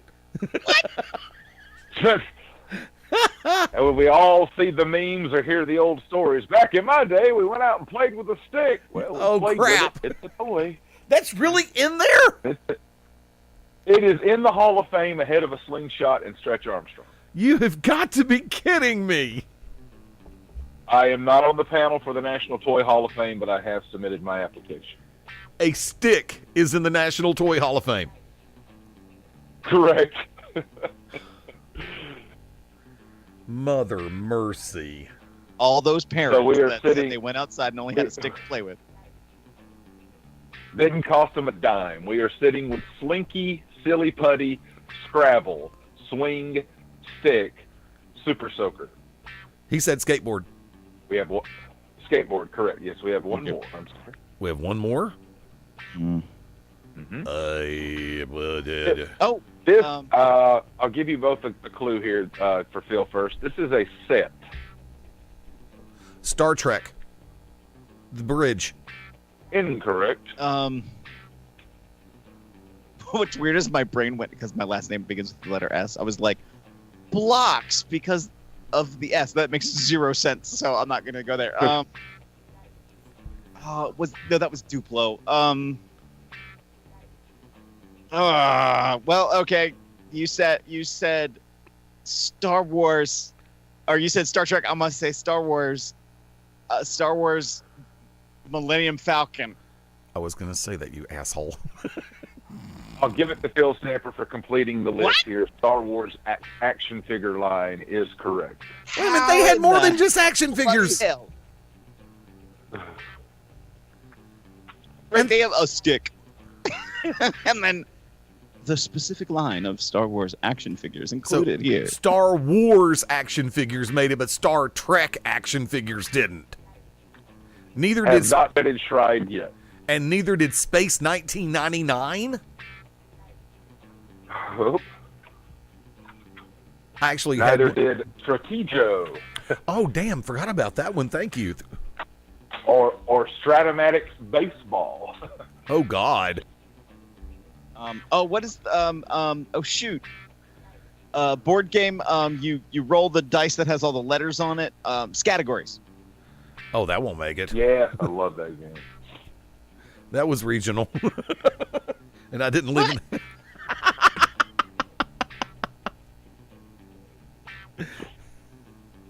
This would be a video game. Saints Row. That's a video game. It wouldn't. That'll go into. Video game Hall of Fame. Yeah, pretty much, probably. All right. Super Mario Brother. You win the tournament. I won the last question. I won the last question, but you still won the night. So, Shane, do me a favor for everybody listening, especially down here in the southeastern U.S. If you want a taste of useless trivia in person, where can everybody find you? That was just a sampling of games from this week, which took place at Locomex in Jacksonville, Alabama on Monday night, 8 o'clock Eastern, 7 Central.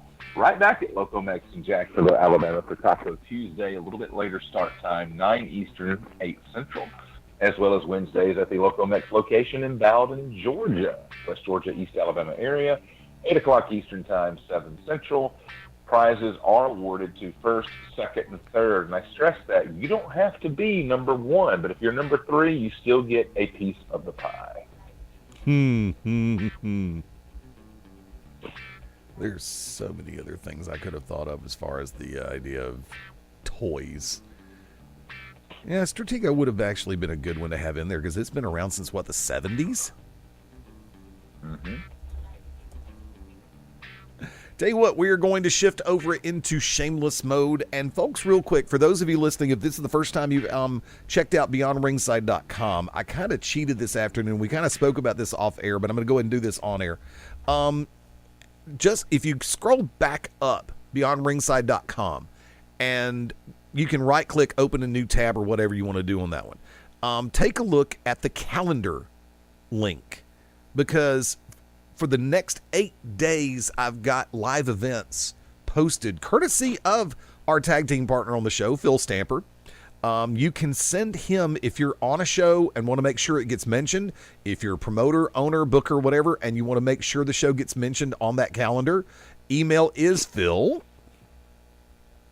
Stamper at WrestleReality.com. But it's not only open for pro wrestling live events. You can send email to beyondringside@gmail.com, if you're having, you can do wrestling, you can send wrestling over here and I'll forward it to Phil. But also if you're doing mixed martial arts live events, boxing, sporting events, all the way across the board. Kind of like I've actually recently been in communication with the AAF, the Alliance of American Football, brand new organization, just had their inaugural weekend this past week, to which I'll sit back and say my Birmingham Iron successfully won and shut out the Memphis Express. Thanks to 2 rushing touchdowns by Trent Richardson, Roll Tide, and of course Trent turning in a 2-point conversion after that first touchdown. So felt bad for it's like first game, yeah, okay. Hey, we won our first game ever in that franchise. You can't take that away, even if we absolutely lose it this coming Saturday at Legion Field. Matter of fact, where the Birmingham Iron will be back in action this coming Saturday. And actually, their first game was on Sunday. Their second game is going to be Saturday as they take on Salt Lake. That's a 1 p.m. Central Time start for our friends in Central, or anywhere through Alabama. If you're having that withdrawal from football, definitely. And they're not sponsoring this show. I'm doing this as a public service to the community. Trust me. All 8 teams. Remember, week 1's done. You had 4 winners, 4 losers. So somebody's going to come out of this next week with a W and an L also. So you got Salt Lake at Birmingham, Arizona taking on the Memphis Express. That's going to be a 7 p.m. start time, Central. Orlando takes the drive to San Antonio, 3 p.m. start time. And Atlanta goes on the road to San Diego. It's for a 7 p.m. Central Time start, which is going to be early in the afternoon. But look, I've had a chance to watch 2 of the games, and it's been a lot of fun. So if you're missing football, sorry, XFL, you're not here yet. And I'll give you that same tip of the hat when you get here. But for right now, the AAF, they are working to give you the best brand of football possible, and I like a lot of the things they've changed. We talked about this off air. And Shane, you've got 2 of them that you and I discussed, that all 3 of us discussed, and if you want to go ahead and take those.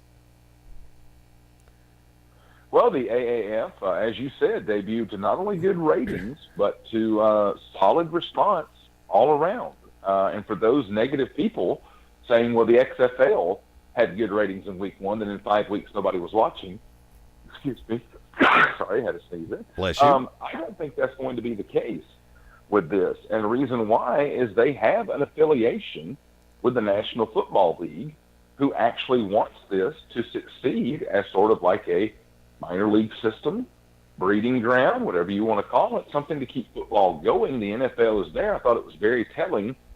There are AAF games broadcast on the NFL network. Yeah. But yeah, as far as the changes, kicking is eliminated. If you're a kicker in the AAF, you're not going to be treated like Cody Parkey, because you're not going to have that opportunity to do so, because you must always go for a 2-point conversion after scoring a touchdown. It adds excitement for those who think extra points are just chip shots, and Lord knows the last 3 years in the NFL we've seen that's not the case. But I think there's always something more exciting about going for 2.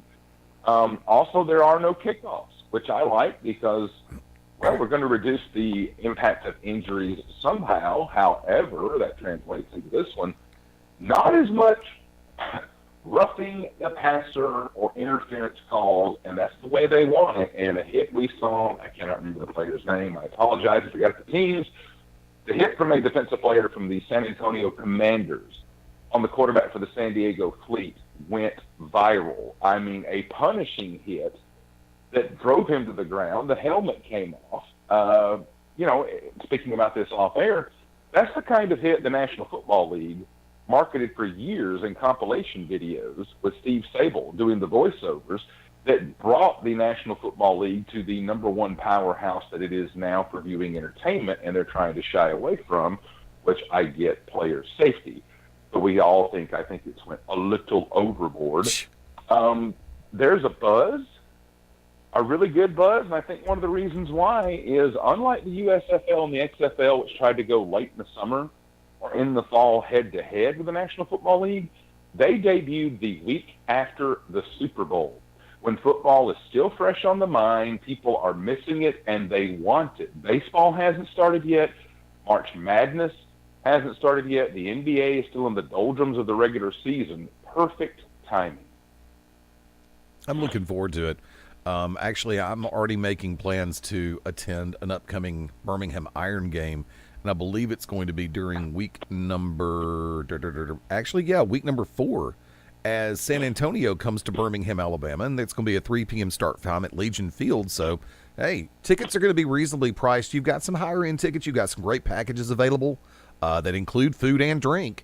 But like I said, tickets are going to be reasonable, and if you're interested in a whole group of people getting together to check out a Birmingham Iron game on Sunday, March 3rd, give me a call. Shoot me an email. Find me on Facebook. All of the above. I'll come out and join the party. And to that point, Eddie, I did notice for the Birmingham Iron, you could get parking for $8. I can't tell you the last time I paid $8 for any event under $10 or $15. Yeah. Tickets for $18, and the first 25,000 fans got a Birmingham Iron T-shirt. That's how you get people in. And two of the things I think that are helping the success, there are enough players that played in the National Football League as recently as the 2018 season that people know, and it's the coaches, Dennis Erickson, Mike Martz, Steve Spurrier, Mike Singletary. Yep. Rick Neuheisel, names you know from college and pro. These aren't just people that wandered off the street like, who's this guy? They've had success at the collegiate and pro level, so I think that only enhances. I mean, looking at it, bringing it to wrestling, I still stand firm. If AEW didn't have a Cody Rhodes and a Chris Jericho that had success in the big time, it wouldn't be as big. Some may say, well, duh. But to the point of the AAF, if it wasn't Steve Spurrier, Mike Singletary, Mike Martz, guys that have won college football national championships and been in Super Bowls, I think that, it wouldn't have that same amount of buzz. Yeah, true. Like I said, though, I'm looking forward to it. I'm looking forward to catching this weekend's game because you've got the CBS Sports app, which is where I saw the Birmingham game from this past Sunday, and thoroughly enjoyed it. And like I said, it was because the Roku app from CBS just really wants to piss me off, so I just use the app on my iPhone. But also their television deals have been coming together, and I'm really enjoying the prospect of it getting a lot more exposure. You mentioned the fact that there were 25,000 T-shirts available. They had a few left over because Birmingham, I believe, drew just over 17,000. So they'll have T-shirts left over. There we go. Well, man, don't those Birmingham Iron uniforms look sharp? Yeah, almost Raider-esque in my opinion. Mm-hmm. Yeah. And unfortunately, it's actually a market thing, and I'm thankful that Birmingham was able to get a team.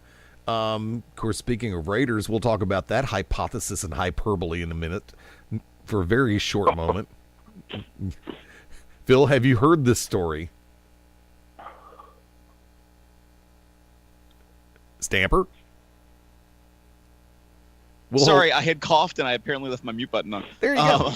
No, I don't think I have heard of this story. A Birmingham City councilman has laid an offer, and apparently from the way it's being reported through the Birmingham News and AL.com, AL, not AOL, AL.com, he kind of blindsided the rest of the city council and Mayor Randall Woodfin when he originally put the idea out there in the stratosphere to try to lure the Oakland Raiders to play some of their games, their technical home games, at historic Legion Field in Birmingham, Alabama.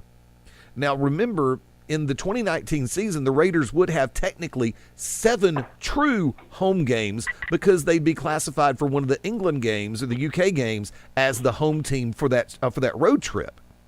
So if this were to come together, first off, there couldn't be a worse time for it to happen, considering one of the major thoroughfares, a 1-mile stretch of Interstate 2059 connector, is down and under construction and will not be completed until next year. They're in the middle of was that brutal heading to a booking this past Saturday. Ah, that's right. You were over in the Jasper market. I was, and oh my goodness, we had to take about 13 miles worth of detours.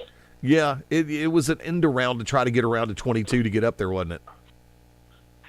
It was. There were some back doors I could have told you about. I didn't know you were working that show, or I could have told you a quickie. Sorry. Really. Or the other way that you could have actually done it, believe it or not, you could have actually come in on 20, gone to Interstate 459, gone south a little bit, then hit 65, go straight up to 22. I believe that's what we actually did because we were on 65 for a good 5 to 10 minutes finally once we got back on Interstate 20. Yeah, because like I said, if you're coming in from your direction, you could have just come 20 eastbound, take 459, then hit 65, go straight up through Hoover, Birmingham, and get up to I-22. Would have added maybe about 7 minutes onto your drive and kept you off the side roads. And let me give one cheap plug here. They have worked for Peachstate Wrestling Alliance, but they worked the New Era Wrestling show this past Saturday down in Jasper. Timothy Bumpers and Michael Spencer, the Jim Nasty boys, any independent promoters are listening, book those guys if you haven't already. Yeah, definitely very true. I've had a chance to work with them before. Great in-ring talent. Personable, charismatic. Book them. Speaking of upcoming live events and events, well, Phil, you've got an upcoming live appearance this weekend, do you not?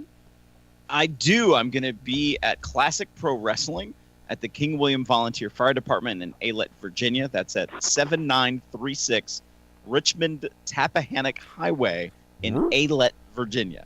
Bell time 6 p.m. Not a lot has been announced yet about this event. There's been a lot of political conversation, and I do mean it. This last month I was not there. Somebody who was assigned to make announcements in my stead as the commissioner ended up changing the card and signing new people to the company without any conversation and declared himself to be the new commissioner without anybody's say. So now I have to come back and fix everything that he did and confront him about his behavior and actions. That'll take place this Saturday at Classic Pro Wrestling. And I hope you hear in my voice a slight bit of annoyance because I want to reach my hand through the computer right now and do a Gibbs slap to the back of his head. I probably might, if I start to do it at the event, I might not stop. Just saying. Carry an electric tennis racket. Ooh.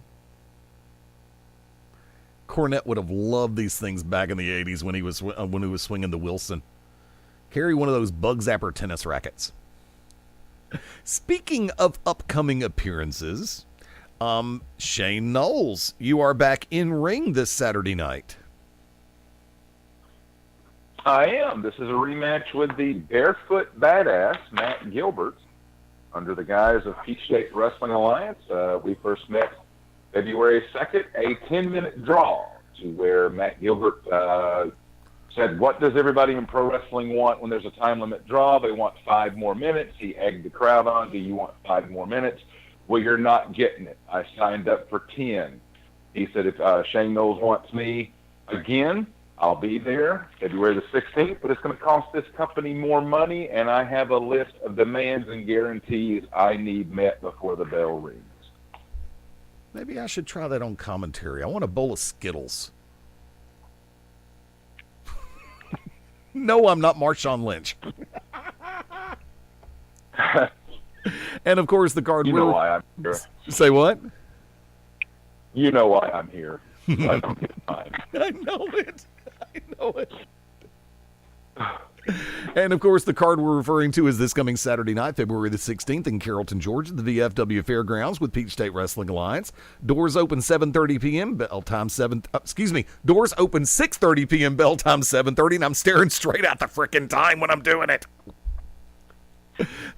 Tag team action in place. Sal Renaro and Michael Stevens teaming up against P-Dog, Mike Posey, and Chris Krunk. Shane, you want to take that one? What a debut Chris Krunk had back on February 2nd, defeating Josh Storm in singles action. And, this is one of the quickest ascensions I see. It's a main event for Chris Krunk and only his second time at Peachstate, teaming with P-Dog against Michael Stevens and Sal Renaro. That will be fast and hard-hitting. You know, the Alliance has had a minor setback. Minor my ass, it was a major setback. When Beauty and the Beast captured the Peachstate Wrestling Alliance Tag Team Championships last month. And as it stands, Romeo and CB Suave from the Alliance have yet to even consider trying to forgive, much less forget, Simon Sermon. That is what leads us to this weekend, because remember, Simon Sermon had been nursing an injured hand. So we're going to see how healthy Simon Sermon is this Saturday night when he goes one-on-one with Romeo from the Alliance. But of course, you know, his best friend and tag team partner, CB Suave, is going to be in his corner. And look, Simon Sermon, wily veteran, has been known to be able to cut corners with the best of them. But when it comes to Simon Sermon cutting corners, he doesn't use scissors. He uses hedge clippers just to make sure everybody knows it's him. And no, I'm not going for the Brutai reference on that one in any capacity whatsoever. All speaking of the Peachstate Tag Team Champions, Beauty and the Beast, they're back in action this Saturday night as they take on Bailey Black. Is it Bailey? Bailey Blake and Cody Steele, right, Shane? That is correct. Yeah, Bailey Blake and Cody Steele of Organization 13, victorious in their PWA debut 2 weeks ago. And I think it's a little interesting here that, you know, Romeo and CB Suave would be in line for a tag team title rematch. However, CB Suave tore ligament in his right shoulder and is on the shelf retroactive to February 1st for 6 weeks. So, therefore, the Alliance not able to compete in tag team action. So, by virtue of being 1-0 at Peachstate, Organization 13 gets an opportunity at the tag team titles. And that was my first time seeing them at Peachstate. I'd seen them on a number of shows over the course of the last 6 months, but they are quite the combination. Bailey Blake reminds me of a young Jeff Jarrett, and Cody Steele is 6'7" and brings the muscle. Also, one-on-one action this coming Saturday night, February the 16th at the VFW Fairgrounds in Carrollton. The Revelation Shane Marks going one-on-one with a man who has made an amazing metamorphosis and transformation. I'm referring to he who is now known as the Mongrel, Britt Jackson. Shane? You couldn't have said it any better, Eddie. Britt Jackson, what a transformation in the last 16 months. I was in the ring with him a few weeks ago down at Pro South for a one-on-one match. And I mean, the intensity, the striking, that was stuff I did not see when he was the featured attraction, Britt Jackson. The mongrel character that he has taken on, you talk about living the gimmick, brother. I know those at Peachstate that saw Britt Jackson before, 2 or 3 years ago, may say, no way in Hades does he have a chance against Shane Marks. As Lee Corso would say, not so fast, my friend.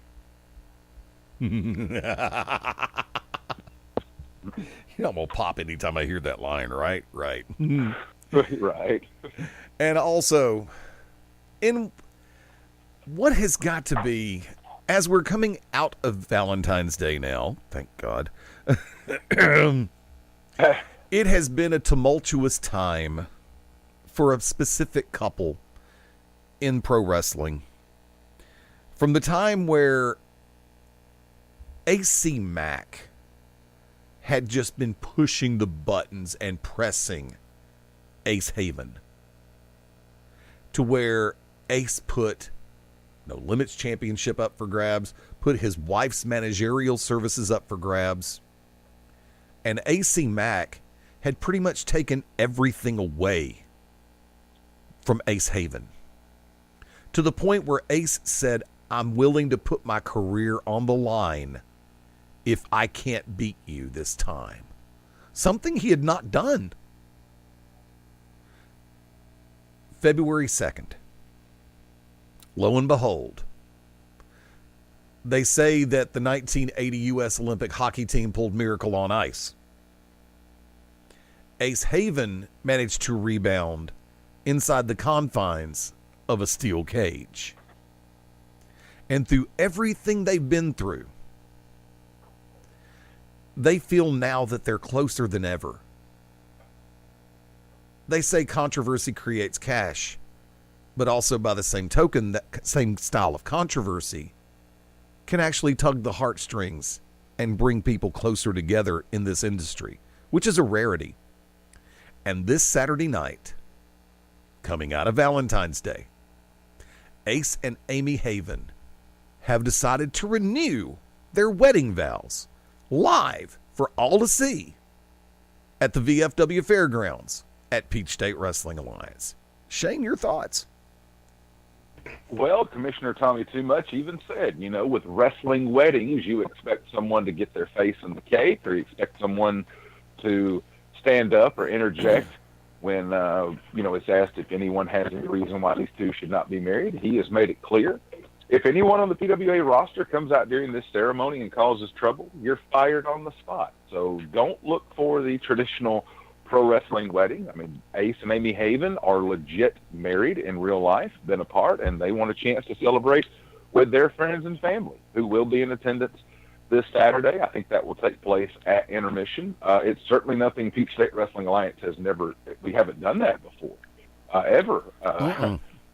So, I imagine it won't be long and drawn out. It'll be something nice and one of those happy moments for fans. But to speak of that match, the cage match with AC Mack, was supposed to be escape the cage. Whoever's feet hit the floor. Towards the end, both men had climbed over the cage, handcuffed to one another, trading punches, and both took a fall from about halfway up the cage through the tables, the announce table, at ringside. No way to tell on the spot whose feet hit first, and Tommy Too Much right on the spot said, look, this isn't the NFL. We're not going to screw anybody over like the New Orleans Saints. We're going to restart the match, pinfall only in the cage. Both men were back in, and Ace Haven hit a cutter off the top of the cage to finish this with AC Mack. Just an incredible night all the way around. That's this Saturday night in Carrollton, Georgia, under the banner of Peachstate Wrestling Alliance. Doors 6:30, bell time 7:30 p.m. You can find out ticket information by calling 770-328-1162 or 770-328-2251. I had to slow down for a second because my eyes weren't focusing properly. I want to thank the fine folks at Pearl Vision Center, River Chase Galleria. Brand new glasses, and I'm still getting used to them. You can also check out PeachStateWrestlingAlliance.com as well as The Real PWA on Twitter. Peachstate Wrestling Alliance Georgia is the second half of the URL over on Facebook, and of course on Instagram as well, Peachstate Wrestling Alliance.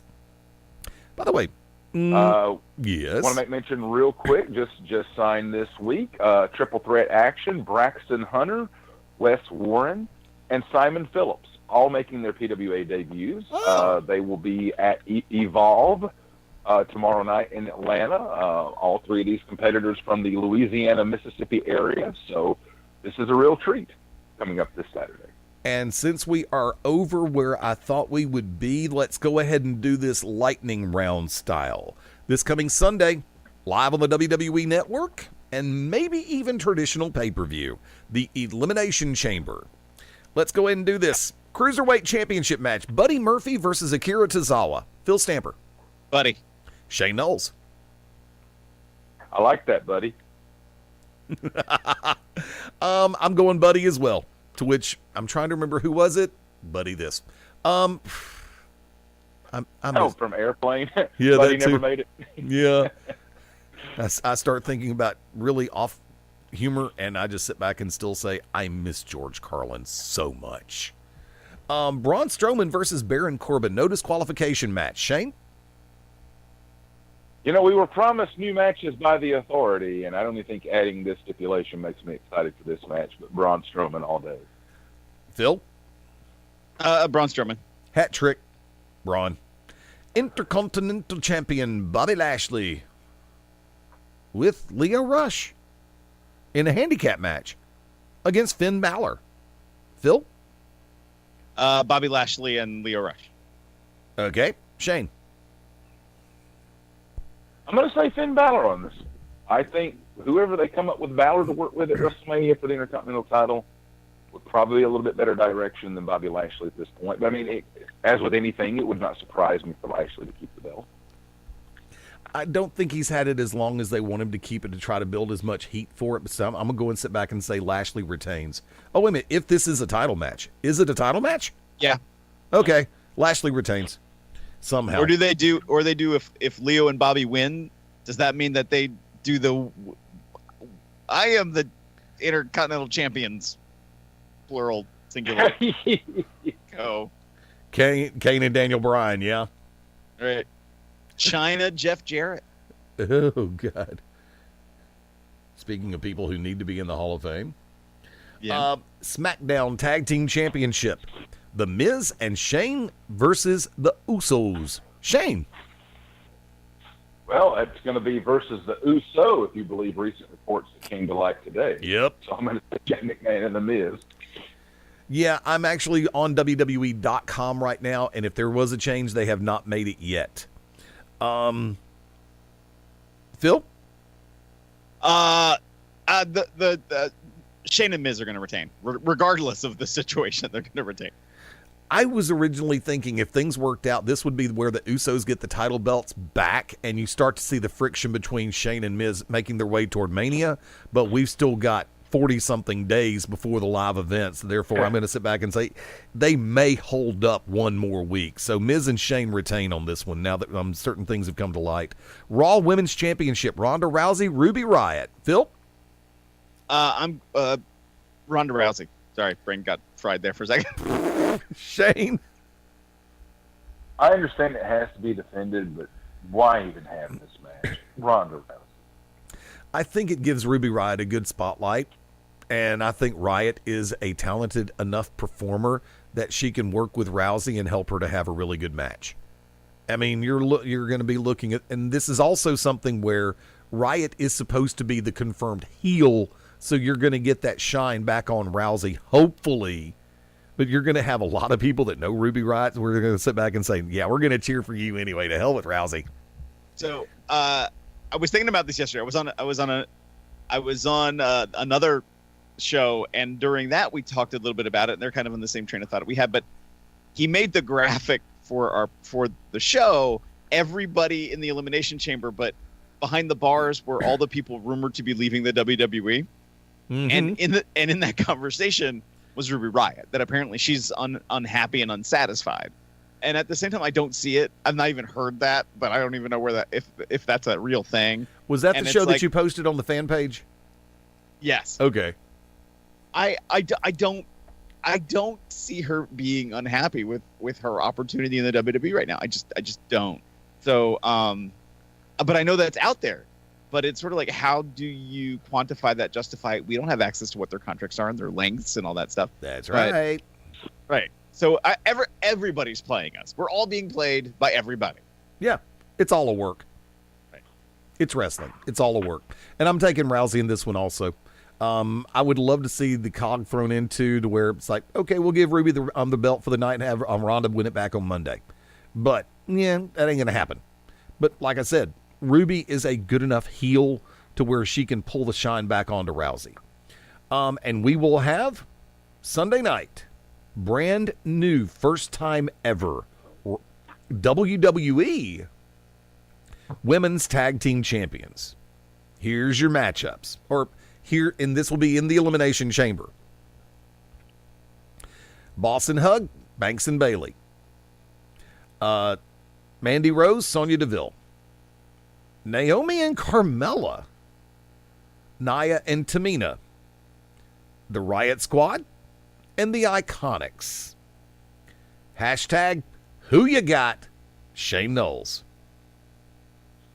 Oh, give me Naomi and Carmella. Okay. You should see the look I just gave the microphone. Hashtag. I knew both. Yeah, they got to throw some kind of swerve in here. No, I'd rather see Ruby Riott win than this. Hashtag who you got. And the reason, Go ahead. The reason I say that is Braun Strowman, Buddy Murphy, Shane and Miz, and Ronda Rousey so far have just looked like shoo-ins to win their matches. So that's the only reason I went completely off the wall for the first tag team champion. Phil Stamper, who you got? Nia Jax and Tamina, they're kind of the only team that I even think has good buzz. Allegedly, Sasha's hurt. So I think it's almost too obvious that Sasha and Bailey are the quote-unquote shoo-ins to win. They're probably going to be the face team for whoever does win. But I'm going Nia Jax and Tamina because they seem to have the most robust story coming out of this. And it's almost WrestleMania time, and Tamina's the niece of the Rock. If they were to... Or not Tamina, sorry, Nia's the niece of the Rock.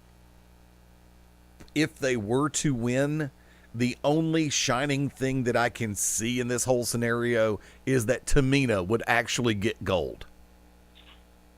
Tamina would actually get a championship out of the deal. I'm sorry. I'm sure she's a nice person behind the scenes, but I don't give a rat's ass about Nia Jax. It's nothing major. I'm not a fan of her character on television. I'm really not. My personal one, I'm going out left field as well. Tell you what, Shane, pick a number, 1 or 2. 2. Phil, pick a number, 1 or 2. 1. I'm saying the Riot Squad, Liv and Sarah. The other choice was the Iconics, which would make perfect sense. When this all first came up months ago, like when they were teasing Evolution, that the possibility of a women's tag division, I remember saying, like, the Riot Squad are the only formed stable of women really in the WWE at that time. Because I think at the time maybe Sasha and Bayley were still feuding or weren't friends again or whatever. And at the time, I think that would have made sense. Now, I don't. I think what they could have done, like so many other opportunities, they've just squandered it. It's gone. I think creative has squandered a number of chances for him. But remember, by the same token, you got Mandy Rose and Sonya Deville, who were part of Absolution at the same time.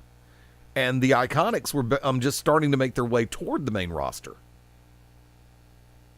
I don't want, like I said, for the fact that I'm just not a fan of Nia Jax and her character on television, I really don't want them to win, although the upswing for me would be the factor of Tamina actually getting some kind of recognition as a champion. Naomi, Carmella, good call on that one to be completely out of left field. Banks and Bayley, I think that everybody has got the shoe in on that one, but here's the thing about it. For as much as you want to see the babyface get that championship, please remember, throughout all history, the chase is more fun when the heel has the gold. And plus, you need that jumping point sooner or later because you're going to have that little feud that needs to happen when Sasha Banks finally turns on Bayley. I'm just waiting for that moment to drop. We're going to see the 4 horsewomen before we see that.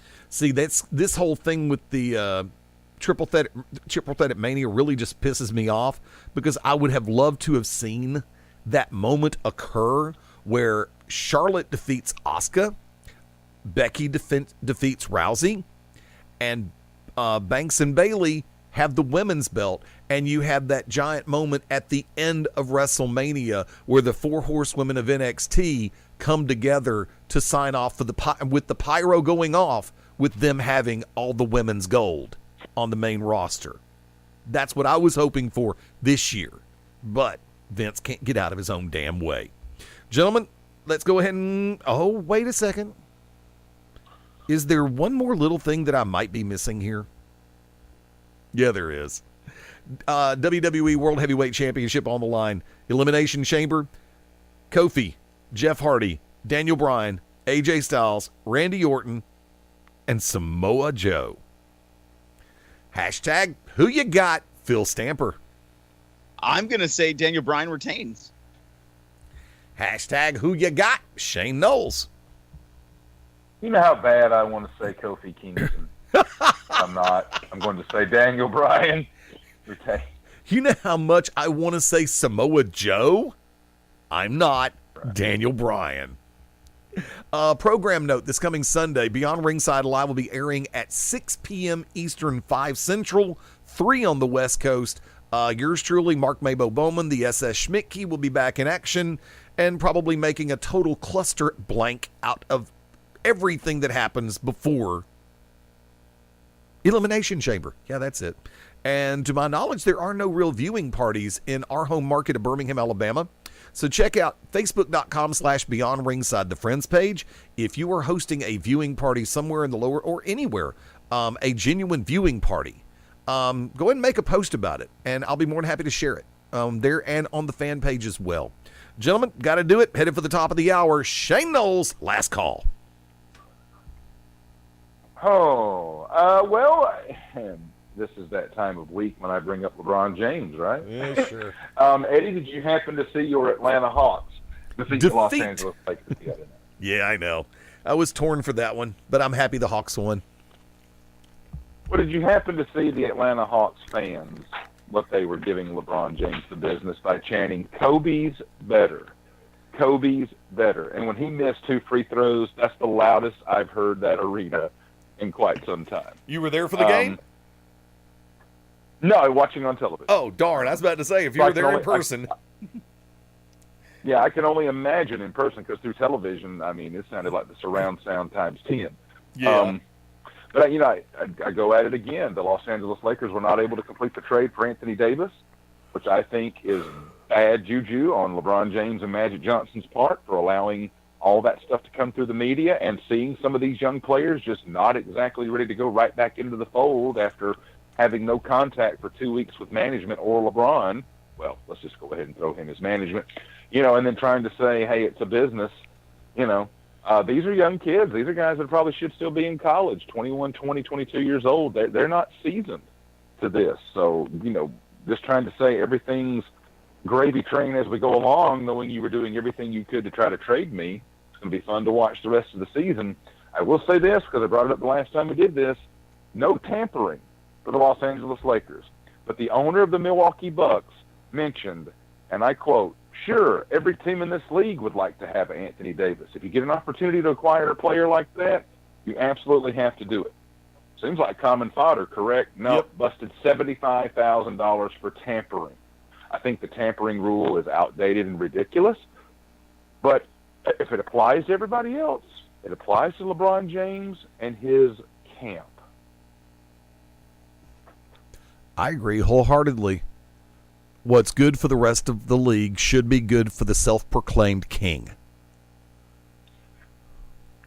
And I'll bring this up on my last call as well. The Great American Race, the Daytona 500, taking place this Sunday. The Gatorade Duels, which set qualifying positioning for the race, have concluded. Kevin Harvick and Joey Logano taking home the victories in those. So your front four, William Byron, the pole sitter, Alex Bowman, Kevin Harvick, and Joey Logano. There will actually be 40 racers in this year's field, Eddie. And if you look at some of those, like I did, 32 through 40, even as a gearhead, you're going to have a hard time telling me, oh, yeah, I know that guy. Yeah, I know that guy. It depends on how much you paid attention to the Xfinity series. And I think actually one came up from the ARCA equivalent, didn't he? I think he did. I'm not sure. There's a couple of names there I hadn't heard in any capacity. Yeah. I was shocked. I mean, that's great, but I'm more interested for the truck series than I am for the main roster cup. Because the truck races, albeit shorter, are going to be a hell of a lot more fun to watch. I always loved the truck series. Oh, damn right. Always a good time. Mm-hmm. And I'll make mention of this. The Oscars, the Academy Awards, the ceremony takes place next Sunday as well. So, I thought this was very telling. The Oscars have cut out 4 categories from being presented on the live telecast, which was met with not a lot of fanfare. And today, Martin Scorsese, Spike Lee, 2 or 3 other prominent names absolutely slammed the Academy for saying it's disrespectful for those who work in sound and edit, art, makeup, cinematography, to not be included in what is an already ballooned and way too long portion of an awards telecast. Yes. Hear, hear. Mm-hmm. See, I gave up on the Grammys and the Oscars over the last couple of years for one very simple reason. They went from being fun to full of themselves. I don't have time in my life to hear for 3.5 hours. All they're doing is talking about how great they are as compared to everything else. How important they are. How important their opinion is. And this is where I'm going to draw heat again, and I apologize for doing this at last call. Folks, if you take your cue on social or political issues from an actor or an actress, why? Are you that gullible? You should become educated and form your own opinion on matters. That's all I'm going to say. Two more things about that. The Grammys were a tough watch, but I did enjoy the fact that 73-year-old Dolly Parton wrote a song that was nominated for a Grammy this year. There was a nice tribute to her. A lot of female artists. I will say Katy Perry has no business trying to sing Dolly Parton songs. No kidding. If you want to go to YouTube. And two, we brought up the AAF. It was brought to my attention today, reading from several news outlets, that the league reached out to Colin Kaepernick about playing in the league, and he said, and I quote, "Can you do $20 million?" I thought it wasn't about the money. When the average player in the AAF is making $75,000. Ooh, he's just all about doing things for the right reasons, isn't he? It's context, it's buzz. I'm not even worried. I'm not batting an eye. That either means he didn't want to do it, or he wasn't aware of the other context of the conversation. I don't think it's a big deal. It's a sports guy looking for money. Yeah. Well, guess what? Yeah, I mean, he turned down opportunities with the Denver Broncos and the Baltimore Ravens as well. So that's the narrative that I hate, is when people say no one's giving him a chance. These are 3 documented chances. If you really wanted to play, you could play. Oh, by the way, thank you to Foot Locker for my new Reebok shoes. That's a lie. I went to Walmart and bought the cheap ones. Hey, I will say this. Walmart has stepped up their game, not only in fashion and apparel as far as with clothing, but shoes. I'm with you, Eddie, because it was last week I was in a Walmart location, and I was like, these aren't the $5, looks like they're going to fall apart the second you wear them out of the store shoes. There's some quality work going on there. And they even sell the And One brand. It's amazing to me. The Starter brand, which in the 90s you'd have to pay $90 to get a starter jacket, you can go to Walmart and get it for $19.97. I haven't seen that jacket there lately. I need to go back and look again. I got one 2 minutes from my front door, but I hate to do it. Phil Stamper, last call. Okay. So I'm gonna probably do my best not to get anybody, including myself, in trouble. So we've talked about this before, the whole inability of guys to keep it in their pocket, or keep it in their pants, excuse me. Sorry, my brain just had a moment. 2-ball center pocket. Right. I can't tell you, like, my brain is so mixed on just different thoughts about this. Because, like, you can look at a guy like James Ellsworth and say, oh, well, quote, he must be a pedophile. I'll say this. I don't think he is. I think he's a pervert. I think he thought, I don't know what he thought about this girl. He probably didn't even think about how old this girl was. He just wanted to get someone to touch him. That's my personal opinion of probably why that happened with James Ellsworth. Meanwhile, in North Carolina, there's a wrestler by the name of Suicide Test Dummy. That's right, Suicide Test Dummy, where the fans, including very small children, are chanting STD. 3-time convictions of sexual assault on a minor, one including a 9-year-old. He has a pending court case later this month for I'm gonna mess up the right charge name, but basically there are places a person with recidivism rates for sexual predatory behavior with a minor is not allowed to go. Which makes me question if he should ever be allowed anywhere in a wrestling venue where there's children chanting STD for his name. I get heated sometimes and very passionate about this.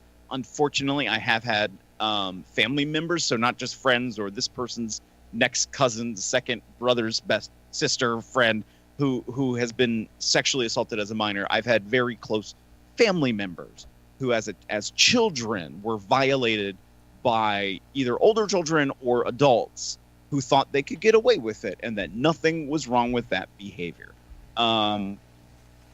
He should be out. He should be gone from wrestling, just like these other scumbags. There's plenty of others. Don't worry, fans. Don't worry, friends in wrestling. There's enough scum in wrestling outside of the sexual predatory behavior towards children, we can go without just a couple of these guys. It's going to be okay. You're going to get past it. Don't book suicide test dummy. I think I'm good. Okay. I think he said it. I can't follow up on that one. I'm hats off, run with it. And Universal Independent Wrestling that knows it in North Carolina, you should be ashamed of yourself. God, you said that name, I think I just vomited in my mouth. Oh, that's right. I forgot you had an issue. No, not with that one up there. That's right. There's another one I forgot. Well, there was. Oh. Now we're still trying to figure out what the hell the name of the company is. And you know something? I don't give a rat's ass. Meanwhile, Shane is rolling on the floor in his house going, Eddie, don't do it. Eddie, don't do it. No. Oh, wow, we got the slow motion version. No.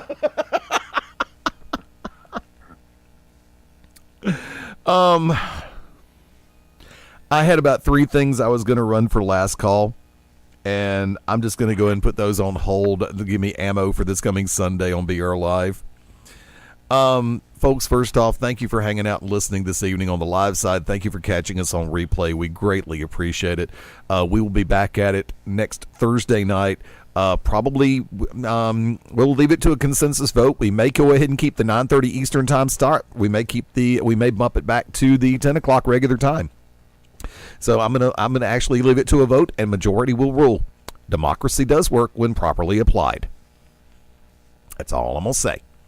At Beyond Ringside on Twitter, Facebook.com/Beyond Ringside, and Facebook.com/Beyond Ringside Live. BeyondRingside.com is home, as well as ProWrestlingRadio.net. Thank you again to everybody who's been checking us out through TuneIn Radio. If you're catching us on the replay side, there are a number of different ways you can catch Beyond Ringside branded products and the Shooters Gallery, which is a Beyond Ringside branded product. And of course, I want to remind you, if you do have the iHeartRadio app, you can find Beyond Ringside Live and the Shooters Gallery on the Beyond Ringside Sports Radio tab through the Shows tab on iHeartRadio. Working on the resurrection of the Google Play app, as well as if Apple will ever get it line of communication where I can actually get a straight answer from them, we'll get the Apple app done. My streaming service provider has actually got the app ready to go, but Apple keeps changing stipulations. We already took care of the privacy policy, kids. Our privacy policy, we don't want your information. We just want your eardrums. But on that one, remember, Beyond Ringside Live will be broadcasting live this coming Sunday before Elimination Chamber, 6 p.m. Eastern, 5 Central. Call Ted Guinness if you're in the Mountain Time Zone. He'll tell you what time it is and where to go. And you know where you are on the West Coast, right, Karen? Thanks for playing. Until next time, thanks for hanging out with us. For Shane Noles. Happy trails, and until we meet again. For Phil Stamper. Did you know that Paul Heyman had everybody's cell phone numbers at ECWs and their voicemail passwords because he would borrow their phones and hit redial to find their passwords, according to Tommy Dreamer on the House of Hardcore podcast. I'm reading this thing about, guess how Paul Heyman found out everybody was leaving ECW. Well, right now, I'm about to leave Studio One. So, adios, das vidania, hasta luego, auf Wiedersehen, ciao, sayonara, adieu, arrivederci, farewell, abasinho, au revoir, until we meet again. This is Fast Eddie Layne saying, and aloha means bye-bye. Join us right here next time for the Shooters Gallery on the Beyond Ringside Radio Network. Bye for now.